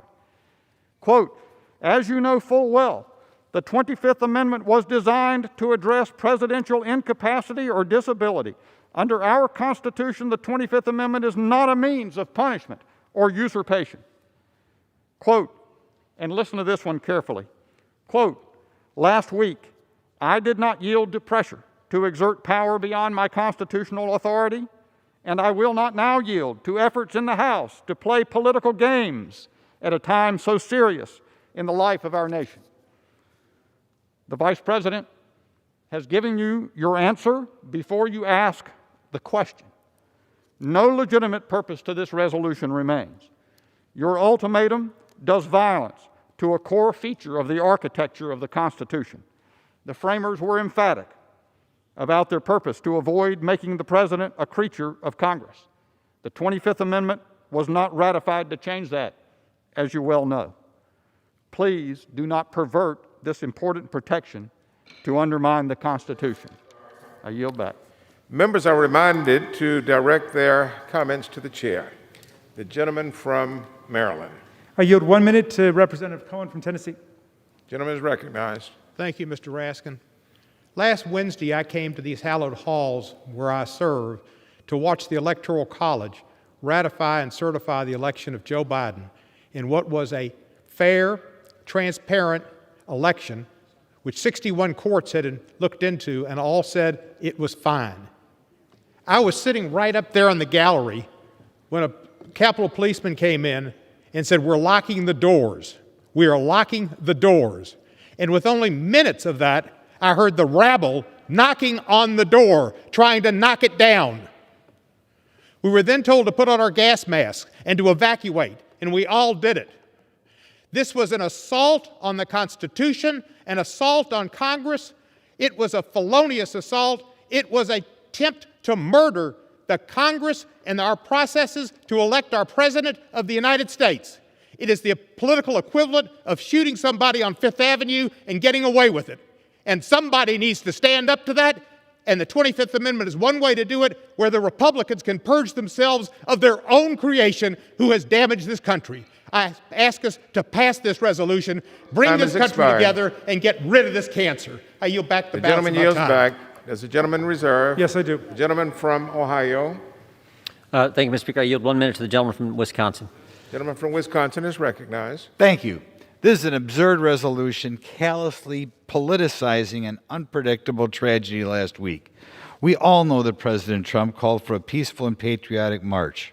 I must have attended a half dozen Trump rallies in the past year, and they've always been peaceful, wholesome events, typical of the thousands of peaceful protesters who remained away from the Capitol last week. I never would have expected this in a million years. This is a horrible event, but not like the Black Lives Matter Antifa events that went on day after day and city after city, with prominent Democrats fanning the flames by mischaracterizing police shootings or apparently encouraging bail for lawbreakers. Less than 2 years ago, a member of this body encouraged harassment of Trump officers at restaurants, gas stations, or department stores. And what happened? She was rewarded with the chairmanship of an A committee. Even in last week's riots, the Speaker tried to preposterously racialize them, which can only lead to trouble, maybe violence. Everybody back home says we ought to get along. Is this the way to start things? It's time to get back to dealing with the people's business, dealing with the cancer culture that's beginning. Thank you. The gentleman yields back. The gentleman reserves. The gentleman from Maryland. I yield 1 minute to the distinguished gentleman from Georgia, Mr. Johnson. The gentleman from Georgia, Mr. Johnson, is recognized for 1 minute. Thank you, Mr. Speaker. For 244 years, America has stood as the world's bellwether of democracy. Last week, the world saw America at perhaps her lowest moment. It was crazy. We all took the same oath when we swore to protect this country from enemies both foreign and domestic. And now, with a domestic enemy having arisen, that is crazy. Only the Vice President has the power to invoke the 25th Amendment and protect this country from this domestic enemy. The 25th Amendment was written for this moment, and if not now, when would its use ever be appropriate? Vice President Pence, you have an opportunity to put country before self by implementing the 25th Amendment. Please muster the courage to protect America from maniacal behavior that threatens the very foundations of our democracy. Stop the violence, Mr. Vice President. And with that, I yield back. Gentleman yields back. The gentleman reserves. The gentleman from Ohio. Thank you, Mr. Speaker. I yield 2 minutes to the gentleman from Ohio, Mr. Shabbat. Gentleman is recognized. Thank you, Mr. Speaker. What happened last Wednesday at the Capitol never should have happened. The actions of those who attempted to breach the Capitol building and then ultimately did are inexcusable. Lawlessness and violence are never acceptable, whichever side of the political divide one may fall. Those who broke the law should be and will be identified and prosecuted.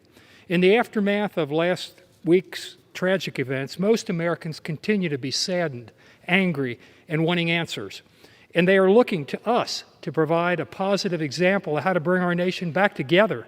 Unfortunately, if what we're doing this evening is any indication, Congress might not be up to the task.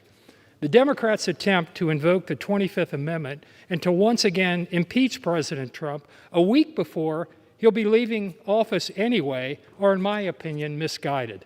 The push to encourage the Vice President to invoke the 25th Amendment is especially ill-advised.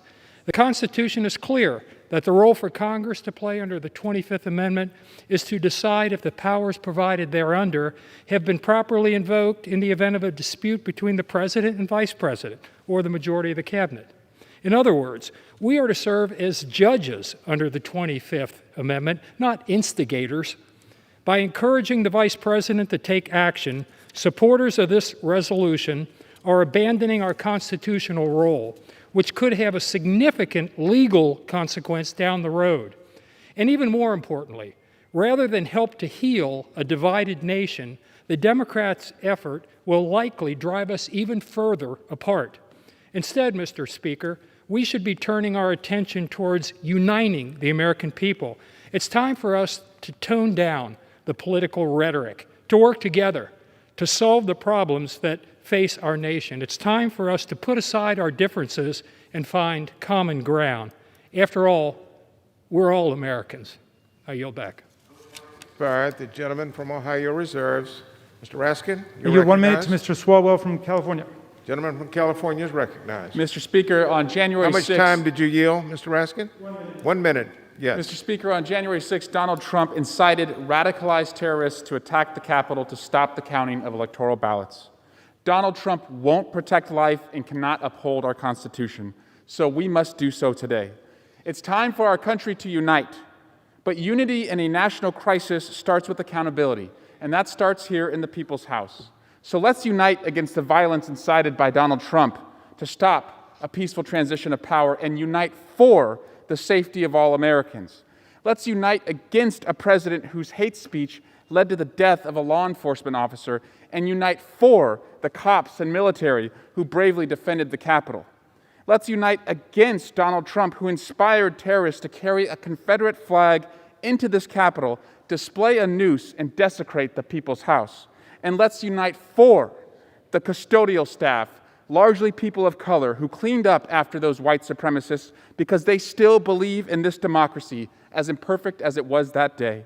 The most essential function of a president is to protect life and defend liberty. Donald Trump has failed to do that and is failing to do that, so Vice President Pence must invoke the 25th Amendment. I yield back. The gentleman yields back. The gentleman reserves. The gentleman from Ohio. Mr. Speaker, may I inquire how much time each side has? The gentleman from Ohio has 16½ minutes remaining. From Maryland has 16¾ minutes remaining. The gentleman from Ohio. Mr. Speaker, I yield 2 minutes to the gentleman from Florida, Mr. Stubbe.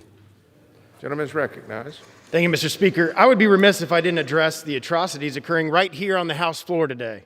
A week ago, this building was attacked, and instead of working with Republicans to attempt to prevent that from ever happening again, the Speaker and her Democratic colleagues think an appropriate response is to prevent members from exercising their Second Amendment constitutional rights in the very place that wasn't secure a week ago. This attack didn't come from the inside, it came from the outside.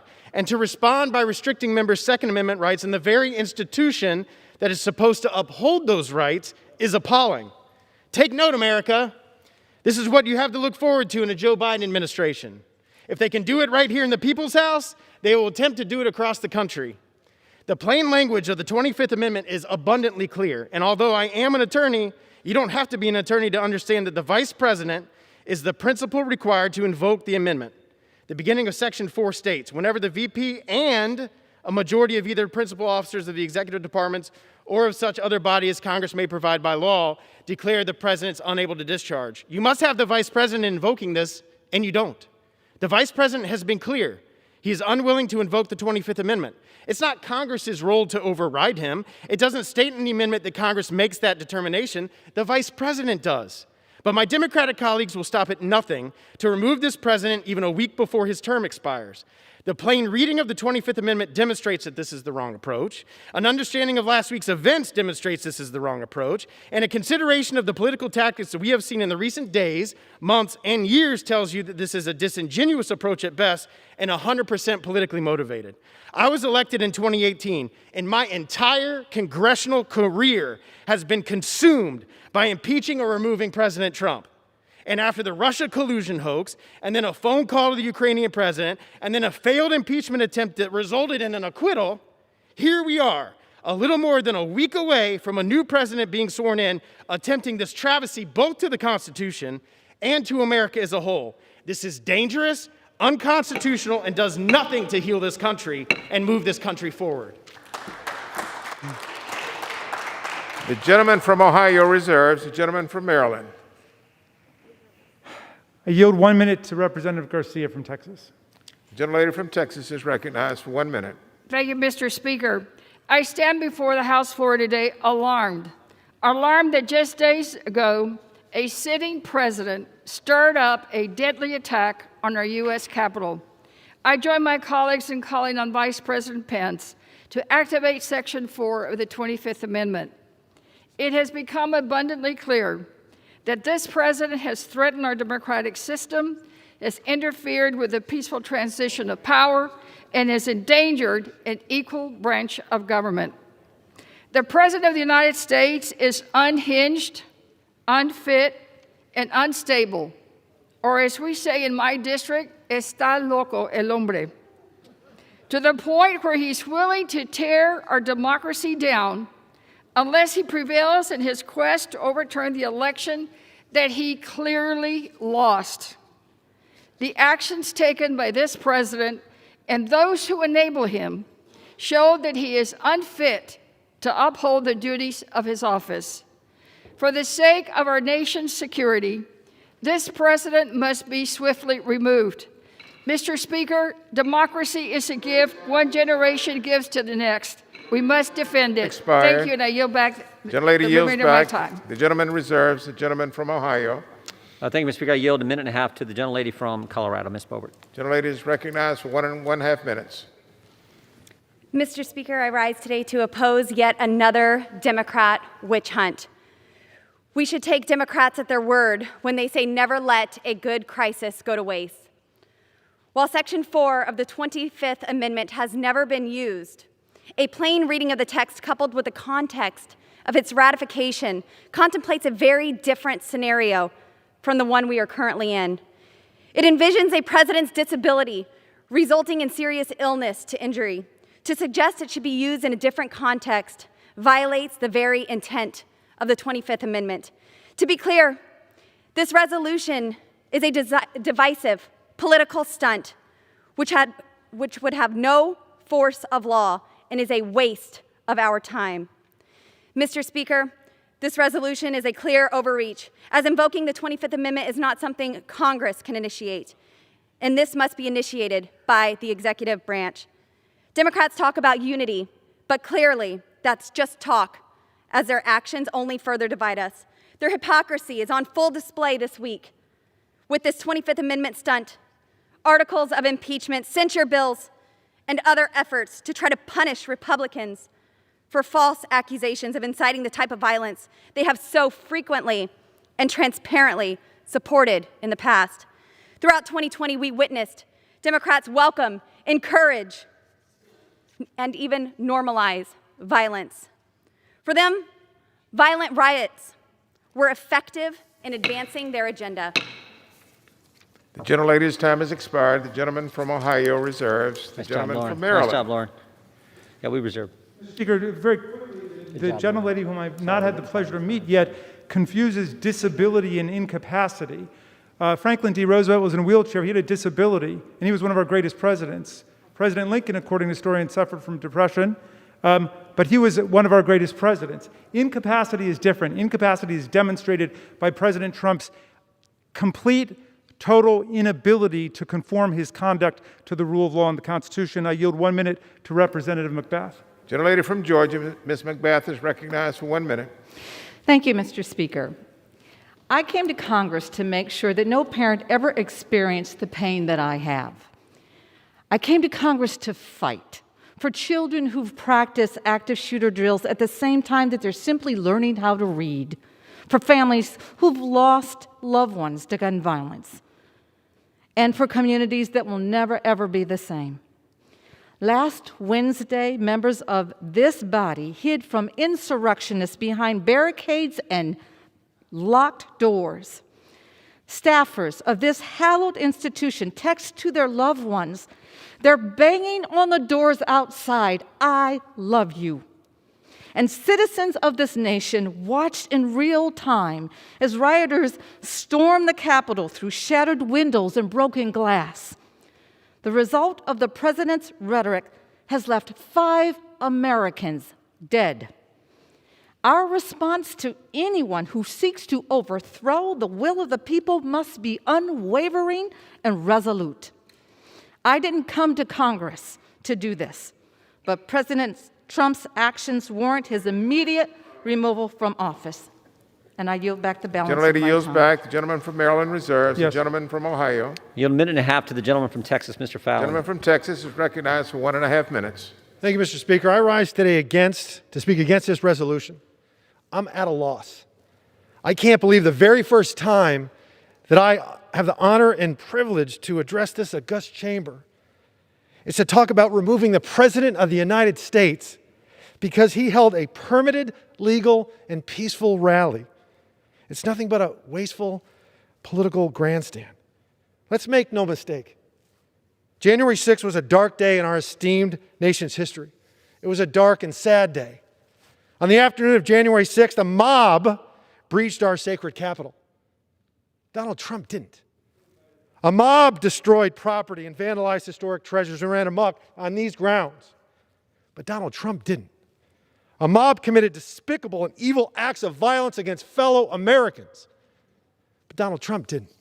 In fact, Donald Trump urged, and in fact demanded, peaceful dissent and nothing more. Our colleagues on the other side of the aisle want us to unnecessarily remove a president when we're measuring the time he has left, not in years, months, weeks or days. He's got 182 hours left in office. You don't achieve unity by simply saying it. You achieve unity through actions. This resolution accomplishes not unity, but rather is a waste of time and fosters further divisiveness. And I'm going to vote no on this resolution. I yield back. Gentleman yields back. The gentleman reserves. The gentleman from Maryland. I yield to Representative Neguse for 1 minute. Gentleman from Colorado is recognized for 1 minute. Mr. Speaker, I had planned remarks here, but I have to respond to my colleague. His words are simply too much to bear. He talks a lot about the mob and culpability. Who summoned the mob? Who encouraged the mob? Who incited the mob? You know as well as I do that the president did.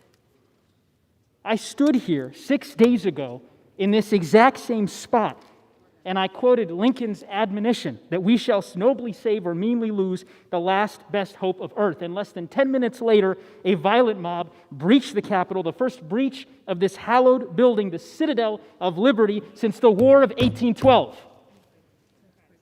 The Congress must respond. Our undertaking here is not about politics. It is a matter of conscience. I support the distinguished gentleman from Maryland's resolution. I pray that the Vice President will honor his oath, reconsider, and invoke the provisions of the 25th Amendment. I yield back. Gentleman yields back. The gentleman reserves. The gentleman from Ohio. Yield 3 minutes to the gentleman from Florida, Mr. Gates. Gentleman from Florida, Mr. Gates, is recognized for 3 minutes. Thank you, Mr. Speaker. Well, they may be calling on the Vice President, but based on his letter, he's not answering.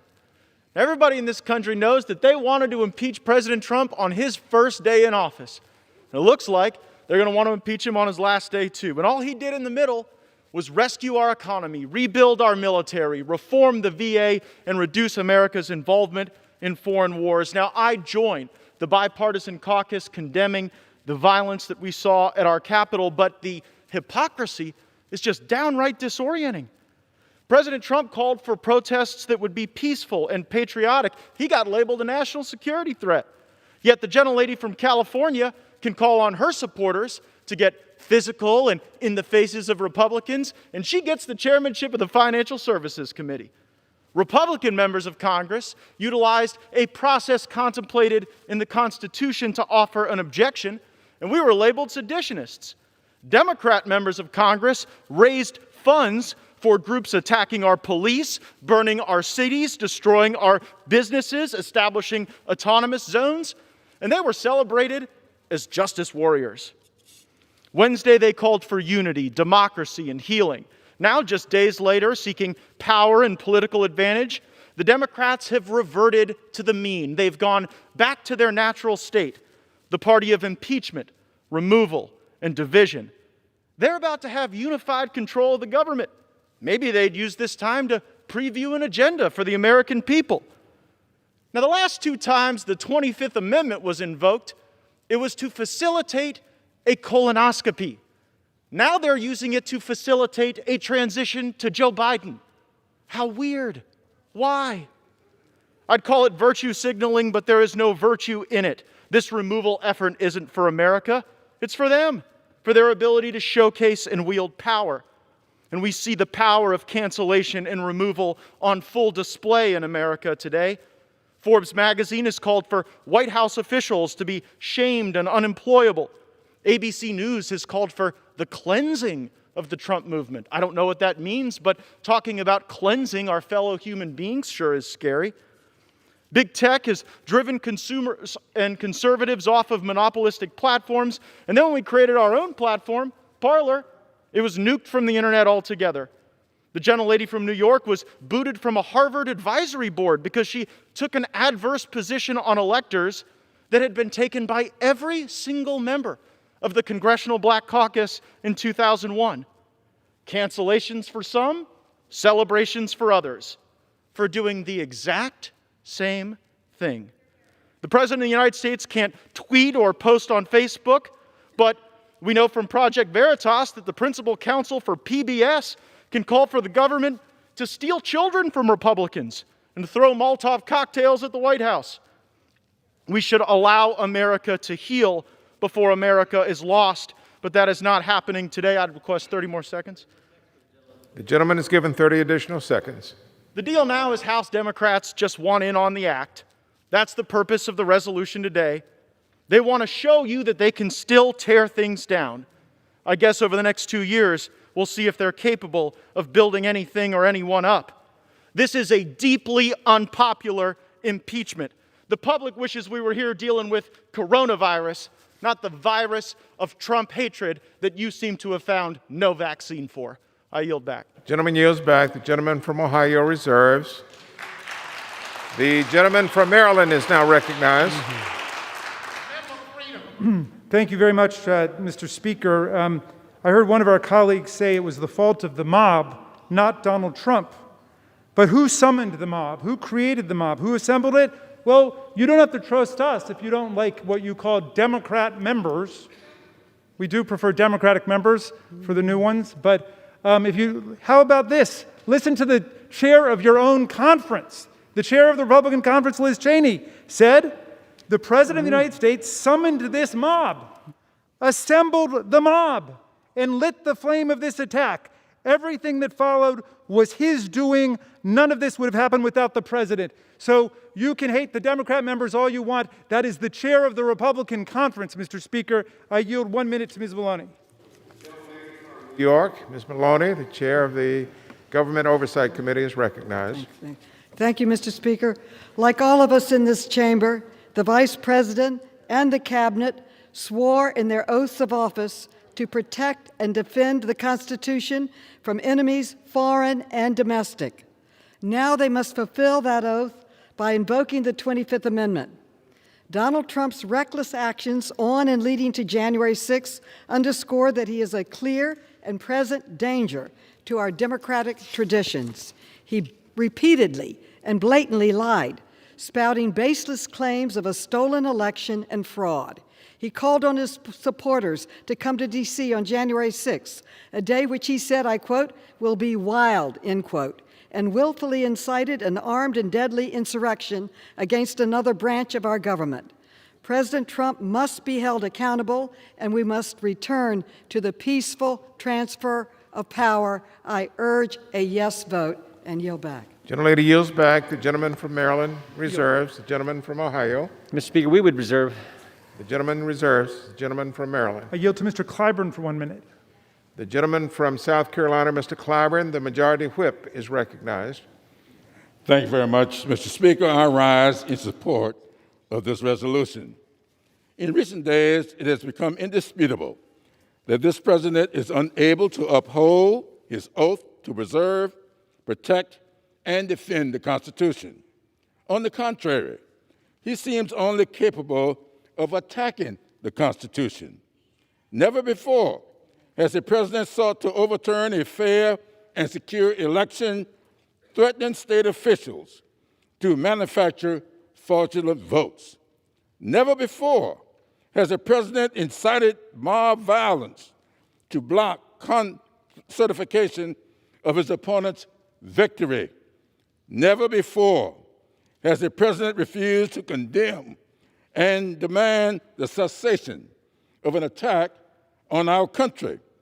The devastating bruises on our nation's soul can only begin to heal by removing the weapon used to bludgeon us. The Vice President must invoke the 25th Amendment to immediately remove power from this dangerous president. And if he doesn't, we must vote to impeach.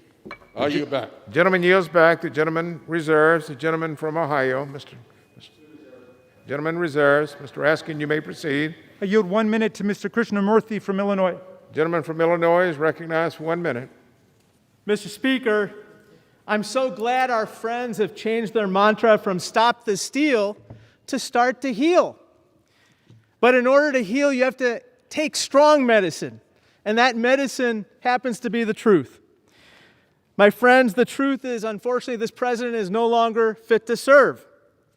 We cannot trust this president to protect American democracy after he encouraged his supporters to, quote unquote, fight like hell in storming the Capitol. We cannot trust him to protect American safety after he told these violent seditionists that, quote, "We love you. You're very special," close quote. We cannot trust this president to tell right from wrong, even today, when he said that his remarks on January 6th were, quote unquote, totally appropriate. Mr. Speaker, we cannot trust this president to protect us when he instigated a mob that tried to kill us. I yield back. Yields back. The gentleman reserves. Reserve. Mr. Jordan, you're recognized. We reserve. Gentleman reserves. The gentleman from Maryland. I yield 45 seconds to Mr. Soto from Florida. Gentleman is recognized for 45 seconds. 45 seconds. The gentleman is recognized. Mr. Speaker, I was in the gallery right behind us when the Capitol was breached. Then domestic terrorists breached the rotunda. I heard the loud sounds of gunshots through this sacred chamber. And my last images were brave Capitol Police, guns drawn to protect us. This was the first armed insurrection in over 200 years. And who incited this violent insurrection? Donald J. Trump. Our resolution states these protests were encouraged by him. He urged millions of his followers to come and stop the steal, which is a lie. And let's say this now for the record and for the ages. Joe Biden won. And for this high crime nearly ripping our country aback, we should be removing him by the 25th Amendment, or he should be impeached. Back from Maryland reserves. The gentleman from Ohio. I think we'll reserve one Gentleman more. reserves. Gentleman from Maryland. I yield to the distinguished Congress lady from California, Ms. Waters. Gentleman from California, Ms. Waters, the chair of the Committee on Financial Services. How much time? Are you yielding, Mr. Raskin? 1 minute. Gentleman yields to the gentlelady. 1 minute.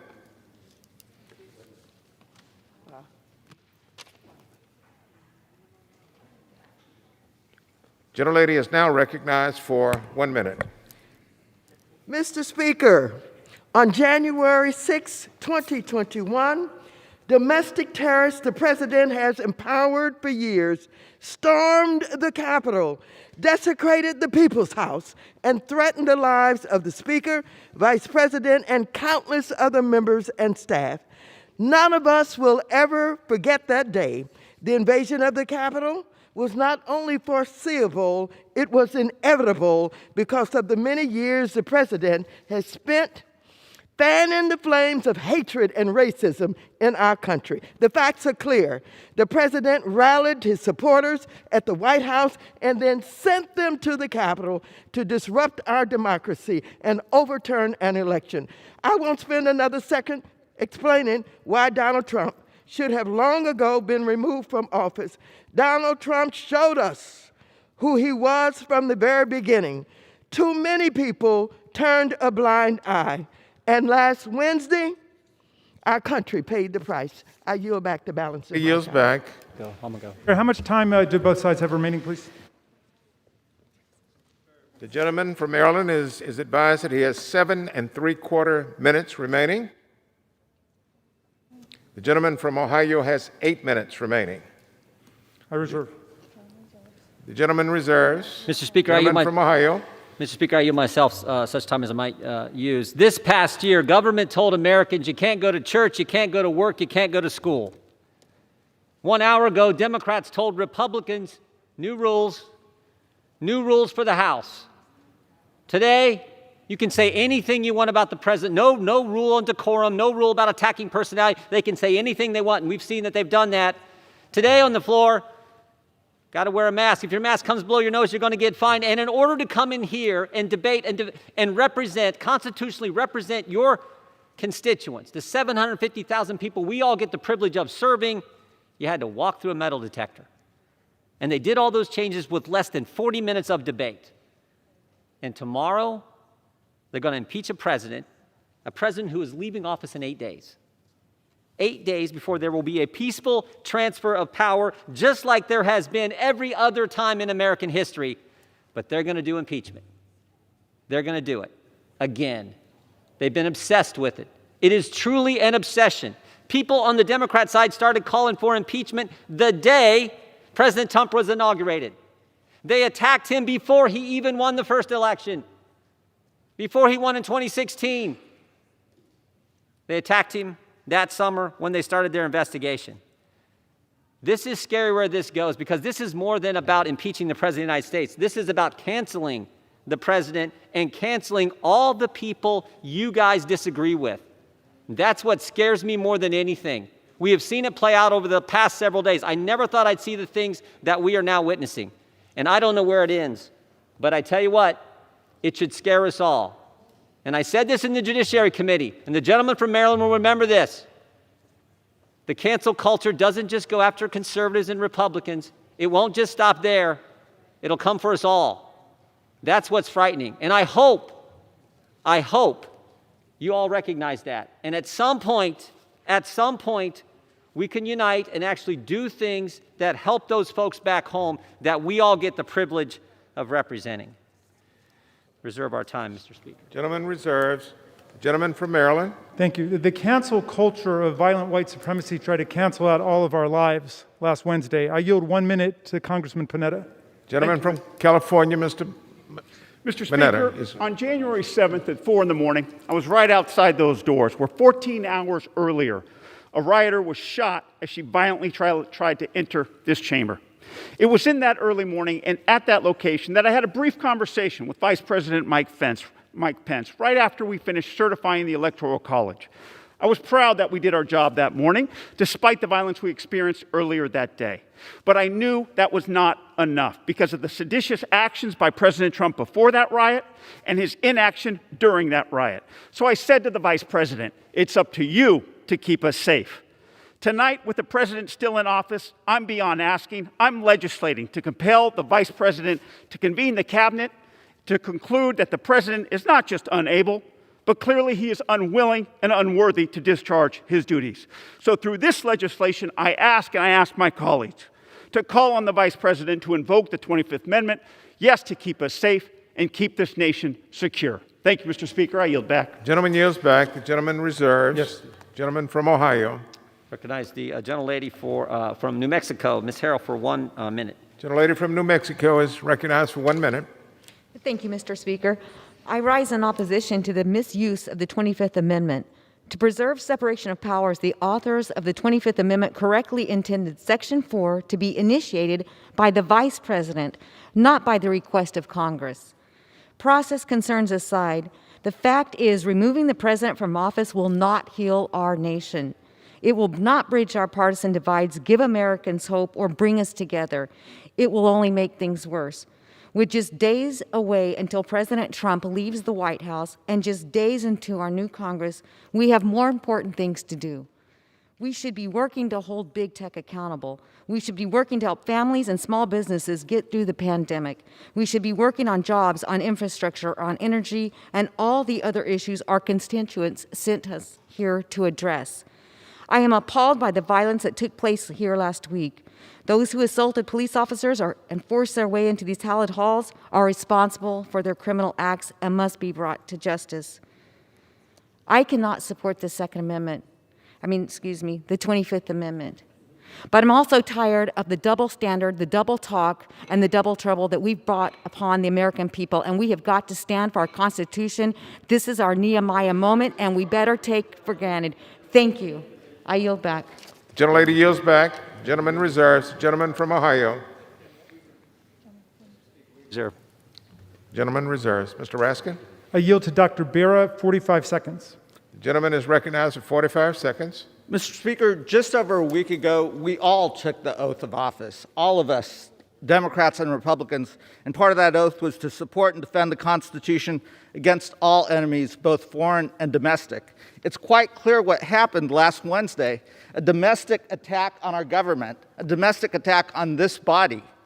Republicans have already acknowledged who instigated the attack. The lead instigator was the President of the United States. Now, it is our solemn duty to uphold that oath, to defend our Constitution against all enemies, foreign and domestic.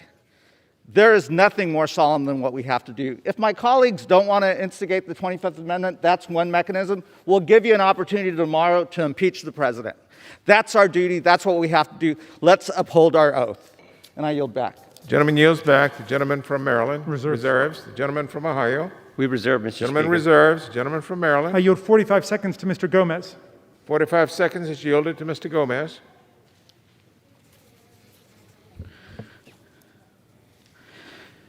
Thank you, Mr. Speaker. We're here tonight because a violent mob incited by the President of the United States, based on a lie, laid siege to Congress to overturn a presidential election. But we have to ask ourselves, what would have happened if that mob succeeded? Why stop at one election? Why not two? Why not make Donald Trump president for life? Thank God that did not happen and they did not succeed. However, even after that terrible day of January 6th, 2021, Donald Trump is still using the lie of a stolen election to turn American against American for his own selfish ends. I believe even with only a few days left in office that Donald Trump is still a danger to our republic and must be removed immediately. And as a fact, and as an example, today the Joint Chiefs of Staff issued a statement support. Seconds to the gentleman. Gentleman is granted an additional 10 seconds. And today, the Joint Chiefs of Staff issued a statement reaffirming their devotion to the rule of law and affirming that Joe Biden will be the 46th President of the United States. With that, I yield back. Gentleman yields back. Mr. Raskin, you reserve. Gentleman from Ohio. We reserve. Gentleman reserves. I yield 1 minute to Ms. Velasquez from New York. Gentlelady from New York, the chair of the Committee on Small Business, is recognized for 1 minute.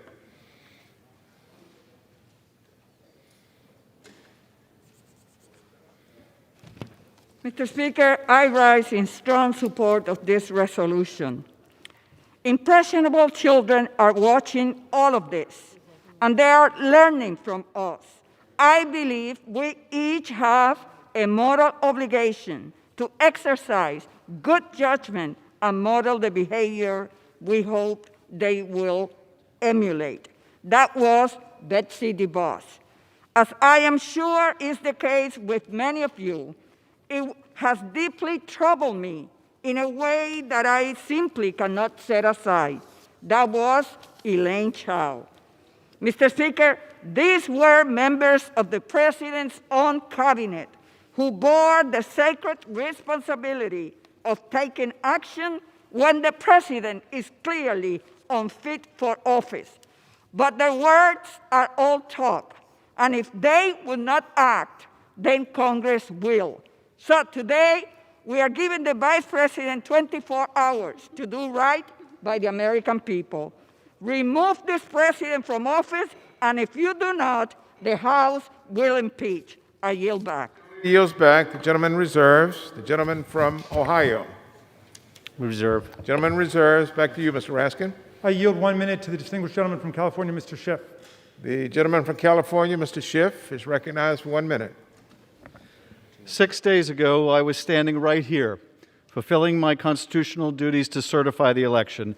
And 6 days ago, Donald Trump was on the Mall, whipping a mob into a frenzy with false claims of stolen elections and unconstitutional schemes. It was a big lie, the same big lie he had been telling for weeks. He told the mob, "We are going to the Capitol and to fight like hell," and they did. 5 died. Many more were hurt, and we were seconds away from something much worse. My colleagues, upholding our oath, the Constitution, and our democracy means recognizing that every second that Donald Trump is president, the nation is at risk. We have the power to do something about it. Mike Pence must do his duty, invoke the 25th, and if he won't, we will move with urgency to do ours and impeach Donald Trump again. I yield back. Gentleman yields back. Reserves. From Maryland, the gentleman from Maryland is advised that he has 2 3/4 minutes remaining. The gentleman from Ohio is advised that he has 4 3/4 minutes remaining. The gentleman from Ohio. I yield 3 minutes to the gentleman from Ohio, Mr. Davidson. The gentleman from Ohio is recognized. 3 minutes. I thank the gentleman Mr. Speaker, I can't say it better than the Vice President said it himself. Vice President Mike Pence said, "Last week, I did not yield to pressure to exert power beyond my constitutional authority to determine the outcome of the election. And I will not now yield to efforts in the House of Representatives to play political games at a time so serious in the life of our nation." I ask unanimous consent to submit this to the record. Without objection. I thank the Vice President for his excellent leadership, for his professionalism, and frankly, for his faithfulness to our Constitution.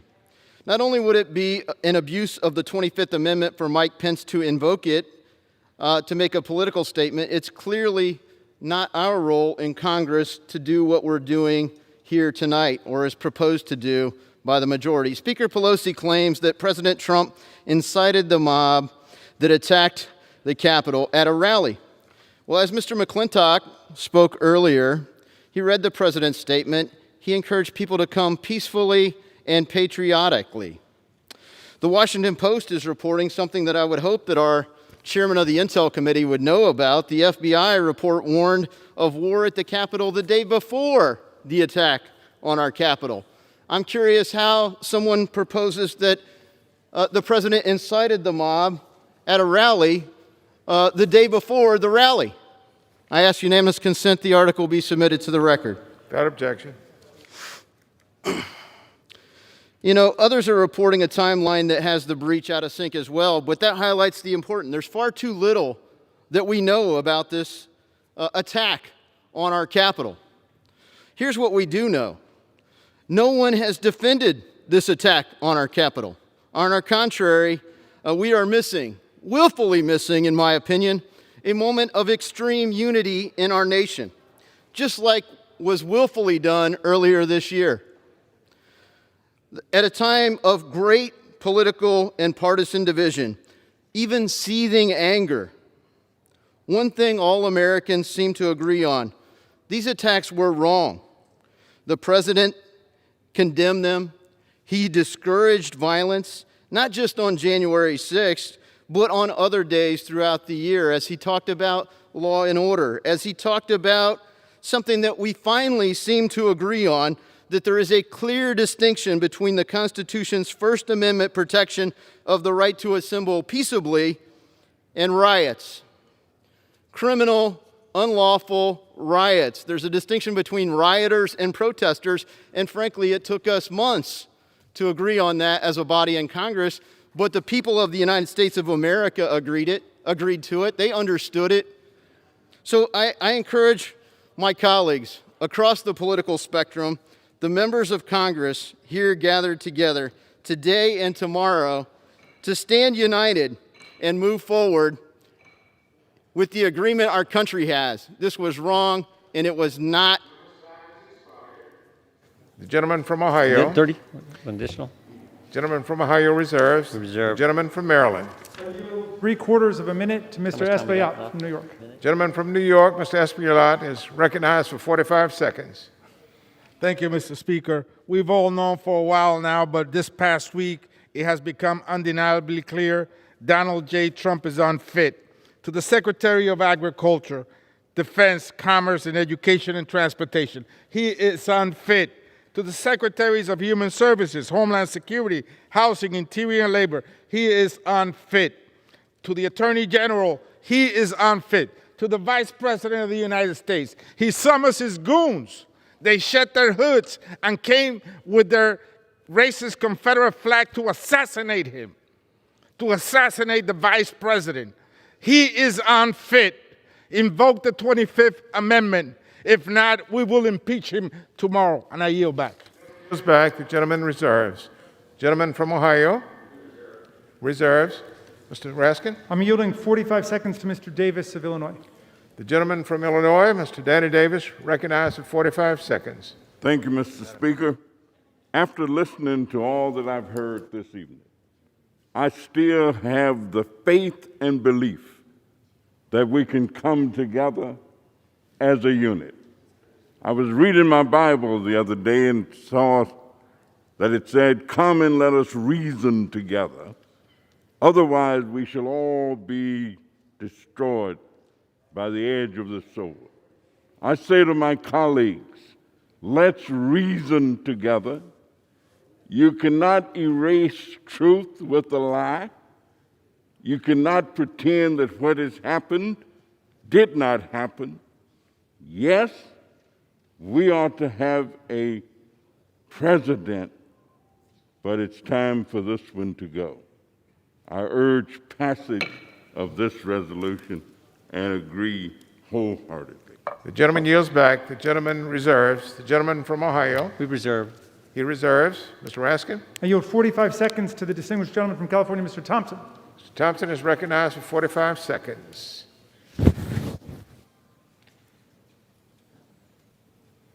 Mr. Speaker, the President of the United States incited an attack against our democracy. For months, he ginned up his supporters with lies about our election and incited them to violence.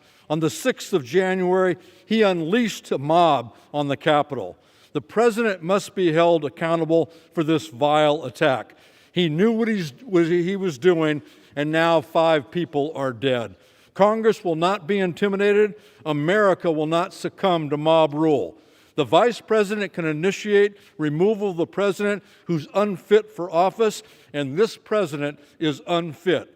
He must be removed. I urge a yes vote on this resolution, and I urge a yes vote on impeachment tomorrow. And I yield back. Gentleman yields back. My time. The gentleman from Maryland reserves. Do you reserve? But we have one last speaker. Is the gentleman prepared to close? I'm prepared to close. Ohio prepared to close? Ohio is recognized. I thought you had one last speaker. But we'll go after you. Oh, no, I know you We'll close on my speaker. Okay. Thank you, Mr. Speaker. What happened at the Capitol on January 6th was as wrong can be. It's not what America's about. And we condemn this violence. We commend the men and women of the Capitol Police for their bravery, and we mourn the loss of those lives that were taken last week. Republicans have been consistent. We condemned the violence last summer. We condemned the violence last week. Democrats have been consistent about one thing: their endless quest to overturn the 2016 election. I mean, they're still trying to overturn the 2016 election after the 2020 election. This has been an obsession with you guys. In the first round, the first impeachment, based on the anonymous whistleblower that the country couldn't, you tried to remove President Trump from office based on a guy that we weren't even allowed to know who he or she was, couldn't cross-examine an anonymous whistleblower with no firsthand knowledge, who was biased against the president and who worked, interestingly enough, for Joe Biden. So continuing this quest is not, as has been said so many times on the floor tonight, not what the country needs. Not what the country needs, particularly after the year the country has lived through. So I hope we will not vote for this, that this thing will go down, and I urge my colleagues to vote against the resolution sponsored by the gentleman from Maryland. With that, we yield back. Gentleman yields back. Mr. Raskin? And Mr. Speaker, I yield the remainder of my time, which I think is 47 seconds, to the distinguished chairman of the Agriculture Committee, Mr. Scott of Georgia. The gentleman from Georgia is allowed 30 seconds to close. Well, thank you for that, Mr. Speaker, but what we're discussing tonight, isn't about us. It's about the will of the American people. They're brokenhearted. They're crying. They're discouraged. And the overwhelming number of American people want this president out of office now. This is why we got to do it now. We got to heal the wounds. The longer that president is over there, the more we're tearing the heart and soul out of the American people. Let us do it now. The gentleman's time has expired. All time for debate has now expired. Pursuant to House Resolution 38, the previous question is ordered on the resolution and on the preamble as amended. The question is on adoption of the resolution. Those in favor say aye. Aye. Those opposed, no. The ayes have it. The ayes have it. The resolution is agreed to. Mr. Speaker, I'd ask for a recorded vote. Pursuant to Section 3 of the House Resolution 8, the yeas and nays are ordered. Members will record their votes by electronic device.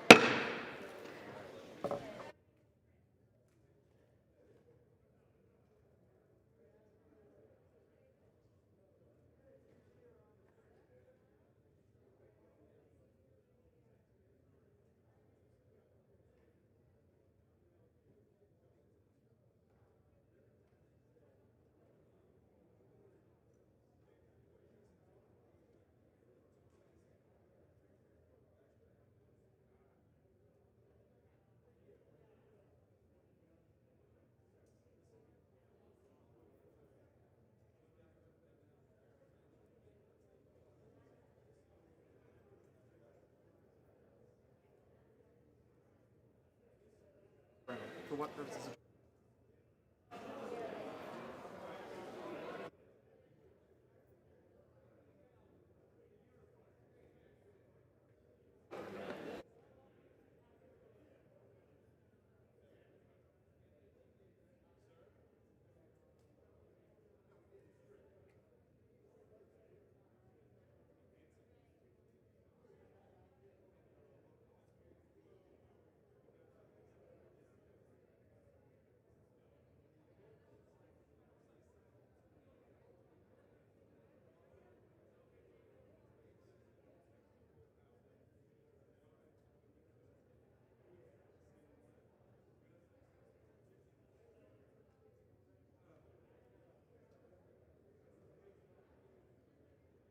What purpose does the gentleman from Indiana seek recognition?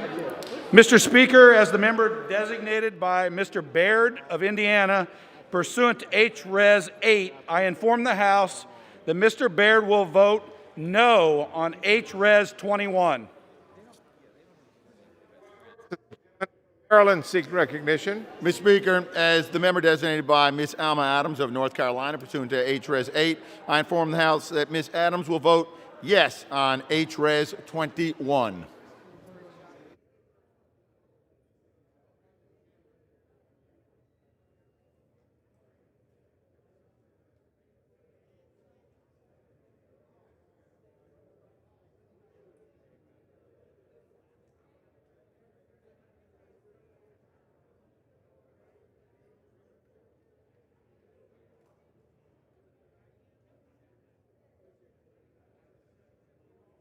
Purpose does the gentleman from Virginia seek recognition? Mr. Speaker, as the member designated by Mr. Peters, pursuant to H-Res 8, I inform the House that Mr. Peters will vote yes on H-Res 21. As the member designated by Mr. Liu, pursuant to H-Res 8, I inform the House Mr. Liu will vote yes on H-Res 21. As the member designated by Mr. Lowenthal, pursuant to H-Res 8, I inform the House Mr. Lowenthal will vote yes on H-Res 21. As the member designated by Mr. Blumenauer, pursuant to H-Res 8, I inform the House that Mr. Blumenauer will vote yes on H-Res 21.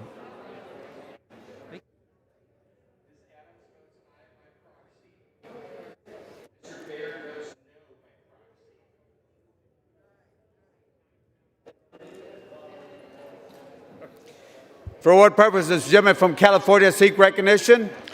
As the member designated by Mr. Vela, pursuant to H-Res 8, I inform the House that Mr. Vela will vote aye on H-Res 21.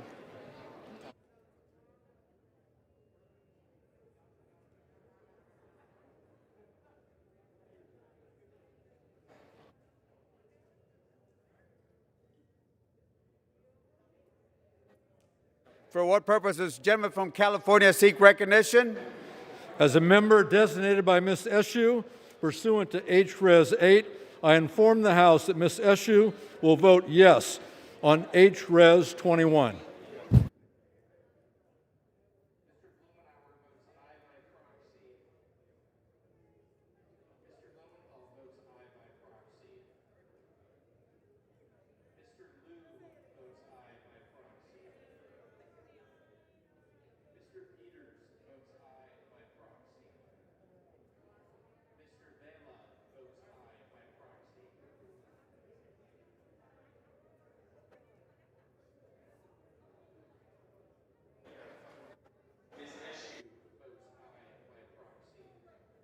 For what purpose does the gentlewoman from Virginia seek recognition? Thank you, Mr. Speaker. As the member designated by Mr. McEachin pursuant to HRes 8, I inform the House that Mr. McEachin will vote yes on HRes 21. And as the member designated by Ms. Porter pursuant to HRes 8, I inform the House that Ms. Porter will vote yes on HRes 21.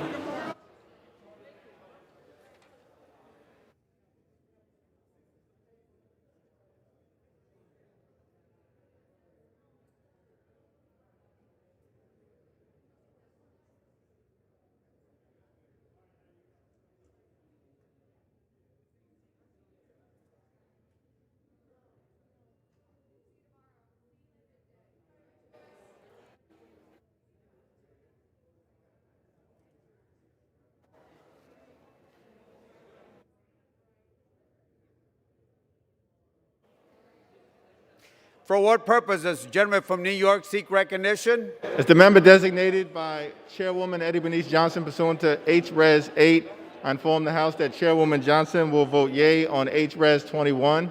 As the member designated by Chairman Jerry Nadler pursuant to HRes 8, I inform the House that Chairman Nadler will vote yea on HRes 21. As the member designated by Congressman Brendan Boyle pursuant to HRes 8, I inform the House that Congressman Boyle will vote yea on HRes 21. Purpose does the gentleman from Michigan seek recognition? Mr. Speaker, as the member designated by Mr. Bergman pursuant to House Resolution 8, I inform the House that Mr. Bergman will vote no on HRes 21. Mr. Speaker, as a member designated by Mr. Lamborn pursuant to House Resolution 8, I inform the House that Mr. Lamborn will vote no on HRes 21.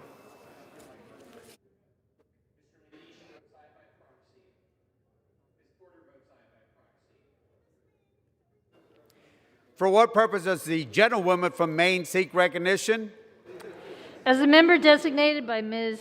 Custer, pursuant to HRes 8, I inform the House that Ms. Custer will vote yea on HRes 21.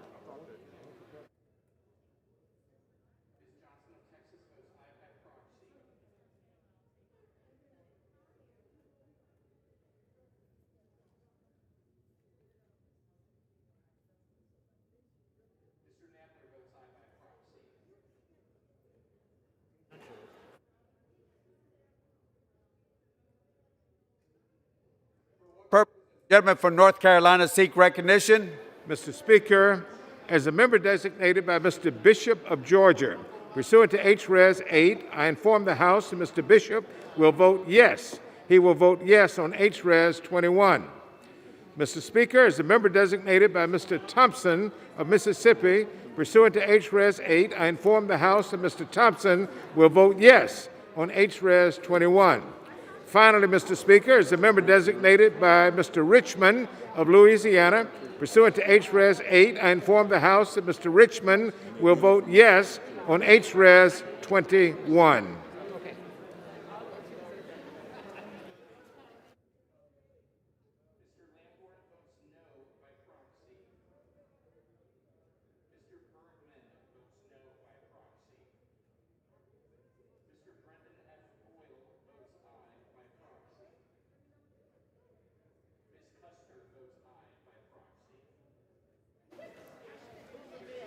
For what purpose does the gentlewoman from Massachusetts seek recognition? As the member designated by Ms. Frankel pursuant to HRes 8, I inform the House that Ms. Frankel will vote yes on HRes 21. As the member designated by Ms. Bonamici pursuant to HRes 8, I inform the House that Ms. Bonamici will vote yes on HRes 21.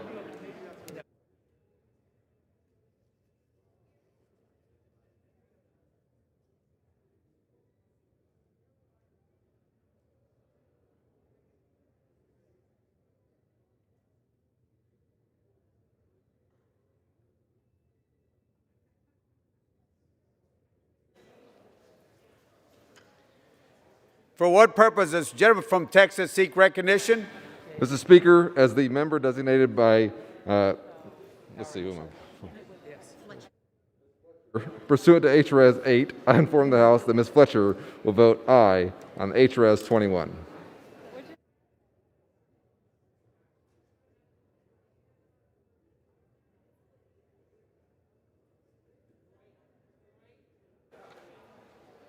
Illinois. Ready? For what purpose does the gentlewoman from Illinois seek recognition? As the member designated by Mr. Carson pursuant to HRes 8, I inform the House that Mr. Carson will vote yes on HRes 21. As the member designated by Mr. Rush pursuant to HRes 8, I inform the House that Mr. Rush will vote yes on HRes 21.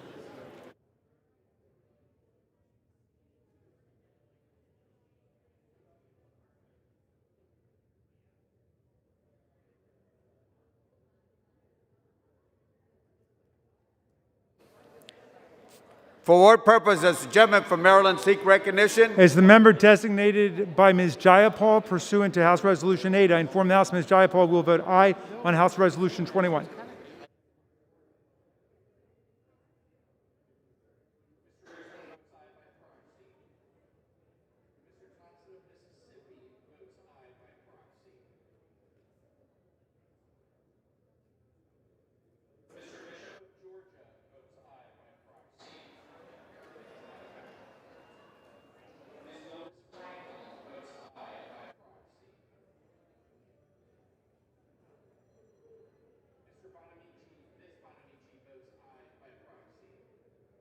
For what purpose does the gentleman from Illinois seek recognition?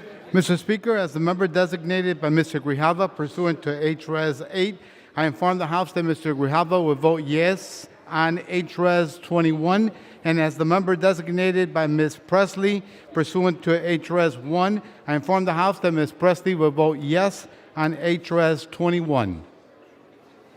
For what purpose does the gentleman from Tennessee seek recognition? Mr. Speaker, as the member designated by Mr. Fleischman of Tennessee pursuant to HRes 8, I inform the House that Mr. Fleischman will vote nay on HRes 21. As the member designated by Mr. Desjardins of Tennessee pursuant to HRes 8, I inform the House that Mr. Desjardins will vote nay on HRes 21.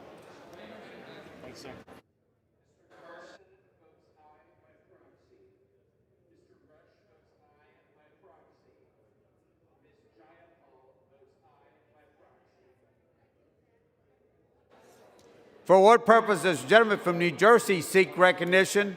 Mr. Speaker, as the member designated by Ms. Bonnie Watson Coleman pursuant to HRes 8, I inform the House that Ms. Watson Coleman will vote yes on HRes 21. And as the member designated by Mr. Albio Series pursuant to HRes 8, I inform the House that Mr. Series will vote yes on HRes 21. And as the member designated by Mr. Bill Pascrell pursuant to HRes 8, I inform the House that Mr. Pascrell will vote yes on HRes 21. And finally, Mr. Speaker, as the member designated by Mr. Paul Tonko pursuant to HRes 8, I inform the House that Mr. Tonko will vote yes on HRes 21. Thank you.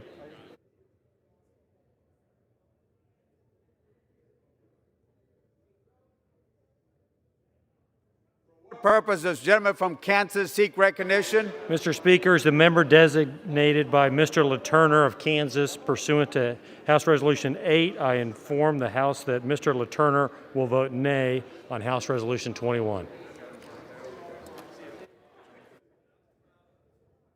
Purpose does the gentleman from Washington seek recognition? Thank you, Mr. Speaker. As the member designated by Ms. Strickland of Washington pursuant to HRes 8, I inform the House that Ms. Strickland will vote yes on HRes 21.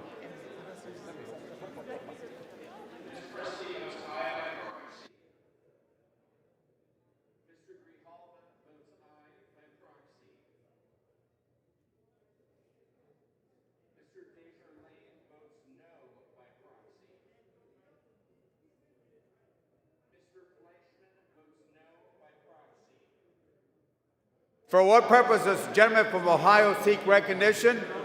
As a member designated by Mr. Gonzalez of Ohio, pursuant to House Resolution 8, I inform the House that Mr. Gonzalez of Ohio will vote no on HRes 21.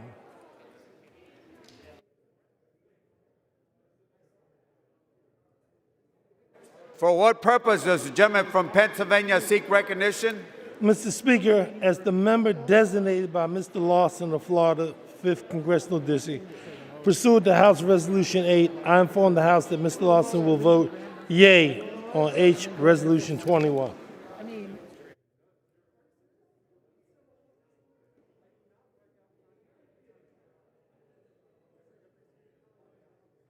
For what purpose does the gentleman from Connecticut seek recognition? Thank you, Mr. Speaker. Mr. Speaker, as the member designated by Mr. Adam Smith of Washington State pursuant to H-Res 8, I inform the House that Mr. Smith will vote yes on H-Res 21.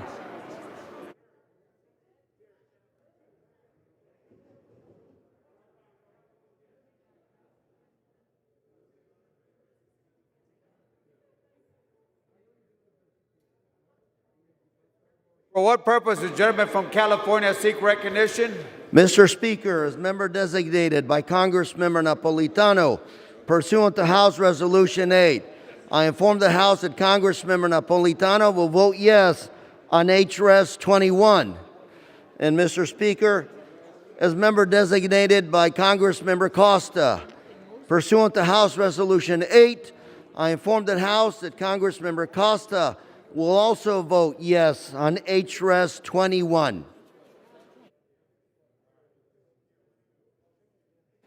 For what purpose does the gentleman from Nebraska seek recognition?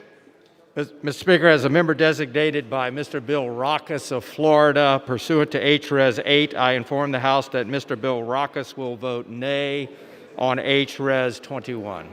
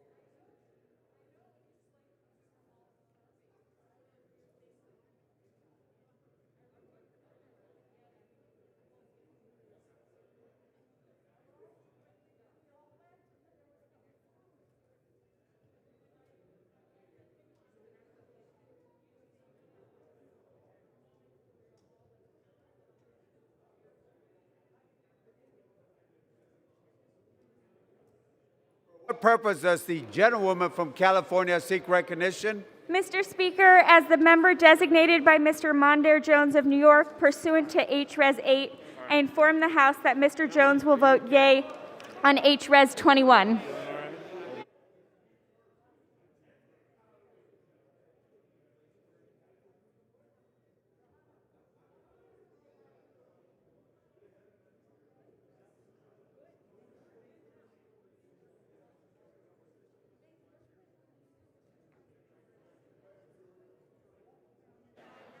For what purpose does the gentleman from Pennsylvania seek recognition?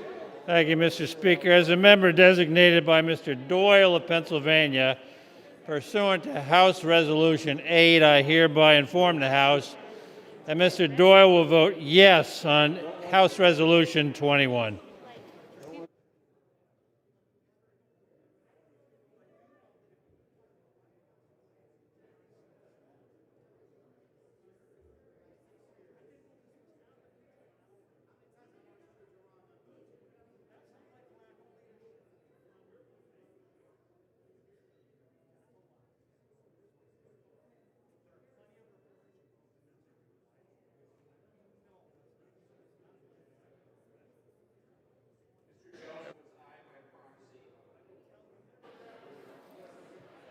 For what purpose does the gentleman from Arizona seek recognition? As a member designated by Representative Kirkpatrick pursuant to H.R. 8, I inform the House that Representative Kirkpatrick will vote aye on H.R. 21. As the member designated by Representative Cardenas pursuant to H.R. 8, I inform the House that Representative Cardenas will vote aye on H.R. 21.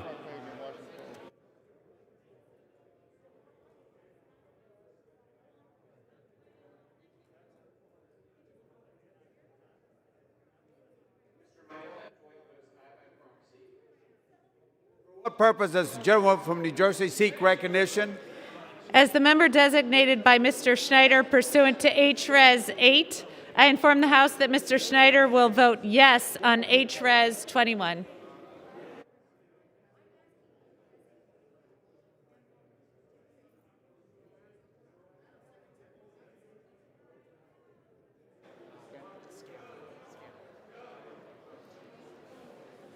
For what purpose does the gentlewoman from Pennsylvania seek recognition? As the member designated by Ms. Wild pursuant to H.Res. 8, I inform the House that Ms. Wild will vote yes on H.Res. 21.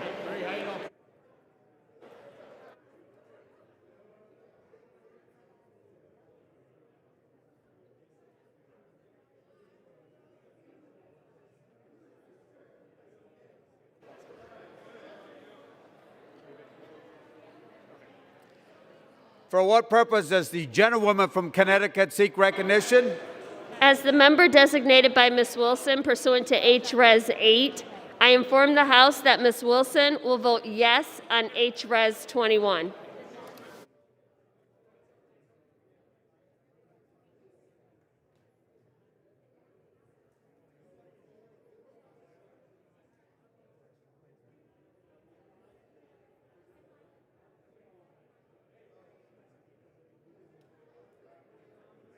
For what purpose does the gentleman from Massachusetts seek recognition?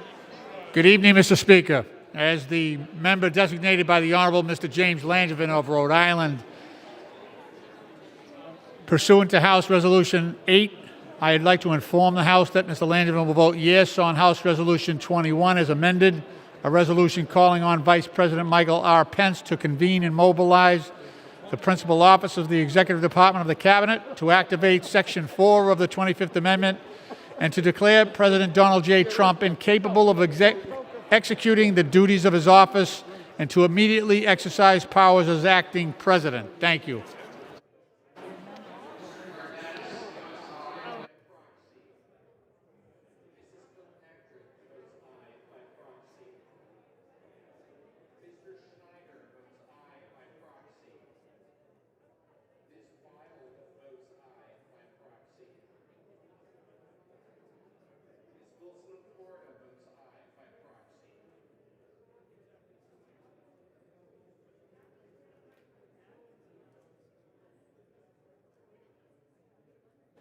For what purpose does the gentleman from California seek recognition? As the member designated by Congressman Jerry McNerney pursuant to H.Res. 8, I inform the House that Mr. McNerney will vote yes on H.Res. 21.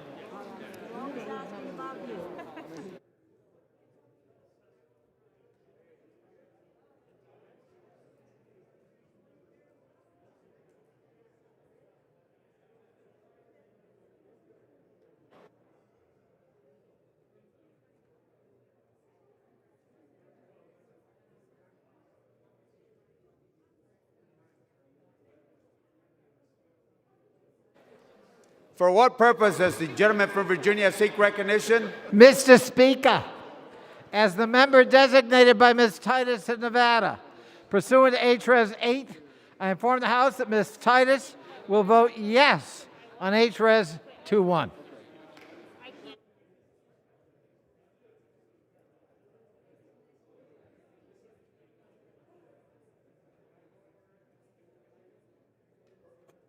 Purpose does the gentlewoman from New York seek recognition?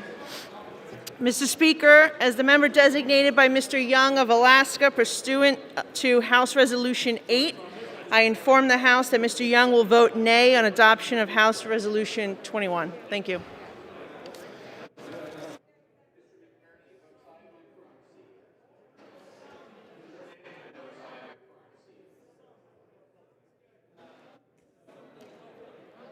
For what purpose does the gentlewoman from Kansas seek recognition? Mr. Speaker, as the member designated by Ms. Lager Fernandez pursuant to H-Res 8, I inform the House that Ms. Lager Fernandez will vote aye on H-Res 21.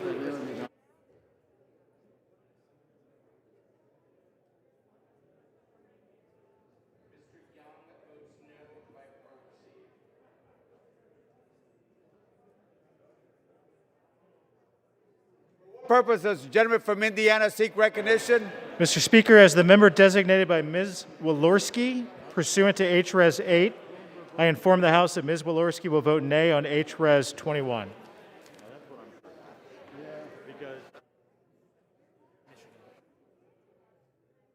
For what purpose does the gentlewoman from Michigan seek recognition? Mr. Speaker, as the member designated by Mrs. Dingle pursuant to H-Res 8, I will inform the House that Mrs. Dingle will vote yea on H-Res 21. As the member designated by Ms. Lee of Nevada pursuant to H-Res 8, I will inform the House that Ms. Lee will vote yea on H-Res 21. As the member designated by Ms. Capter pursuant to H-Res 8, I inform the House that Ms. Capter will vote yea on H-Res 21. As the member designated by Ms. Axney pursuant to H-Res 8, I inform the House that Ms. Axney will vote yea on H-Res 21. For what purpose does the gentlewoman from Florida seek recognition? Thank you, Mr. Speaker. As a member designated by Mr. Buchanan of the state of Florida pursuant to H-Res 8, I inform the House that Mr. Buchanan will vote nay on H-Res 21.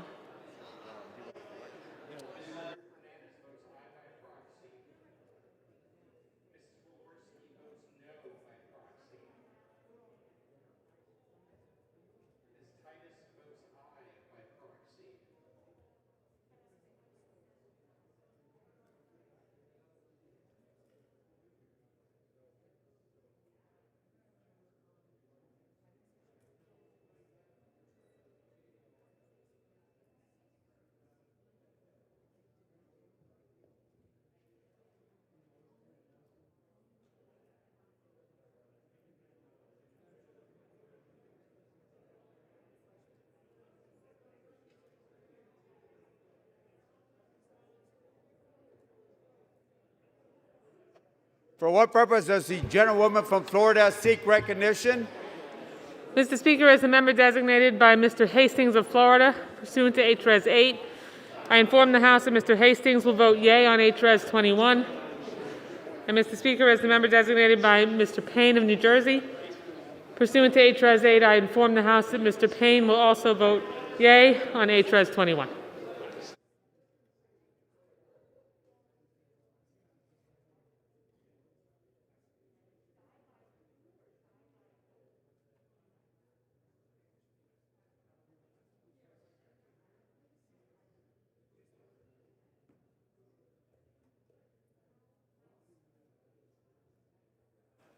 For what purpose does the gentlewoman from New York seek recognition? Mr. Speaker, as the member designated by Mr. Deutsch of Florida pursuant to H-Res 8, I inform the House that Mr. Deutsch will vote yes on H-Res 21.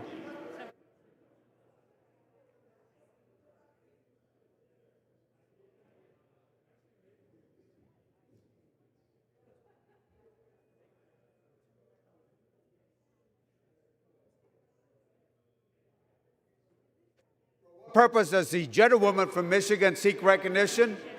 As the member designated by Ms. Ocasio-Cortez pursuant to H-Res 8, I will inform the House that Ms. Ocasio-Cortez will vote yes on H-Res 21.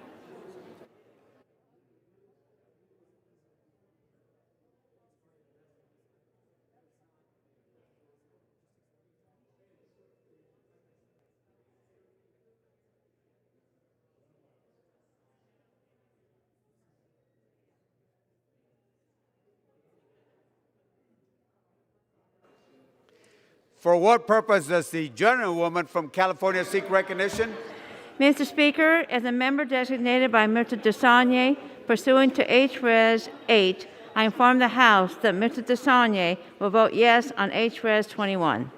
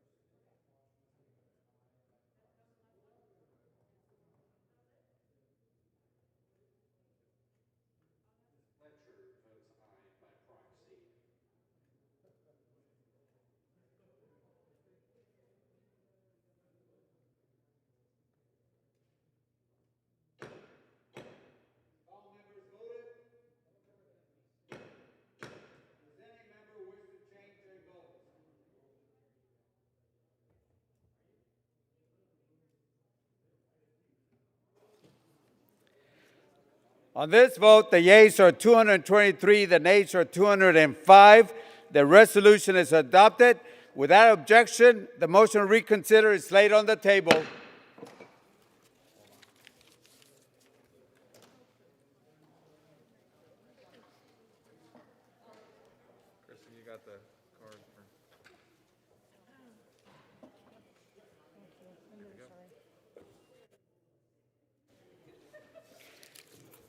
Pursuant to Section 5A1B of House Resolution 8, the House stands adjourned until 9 a.m. tomorrow.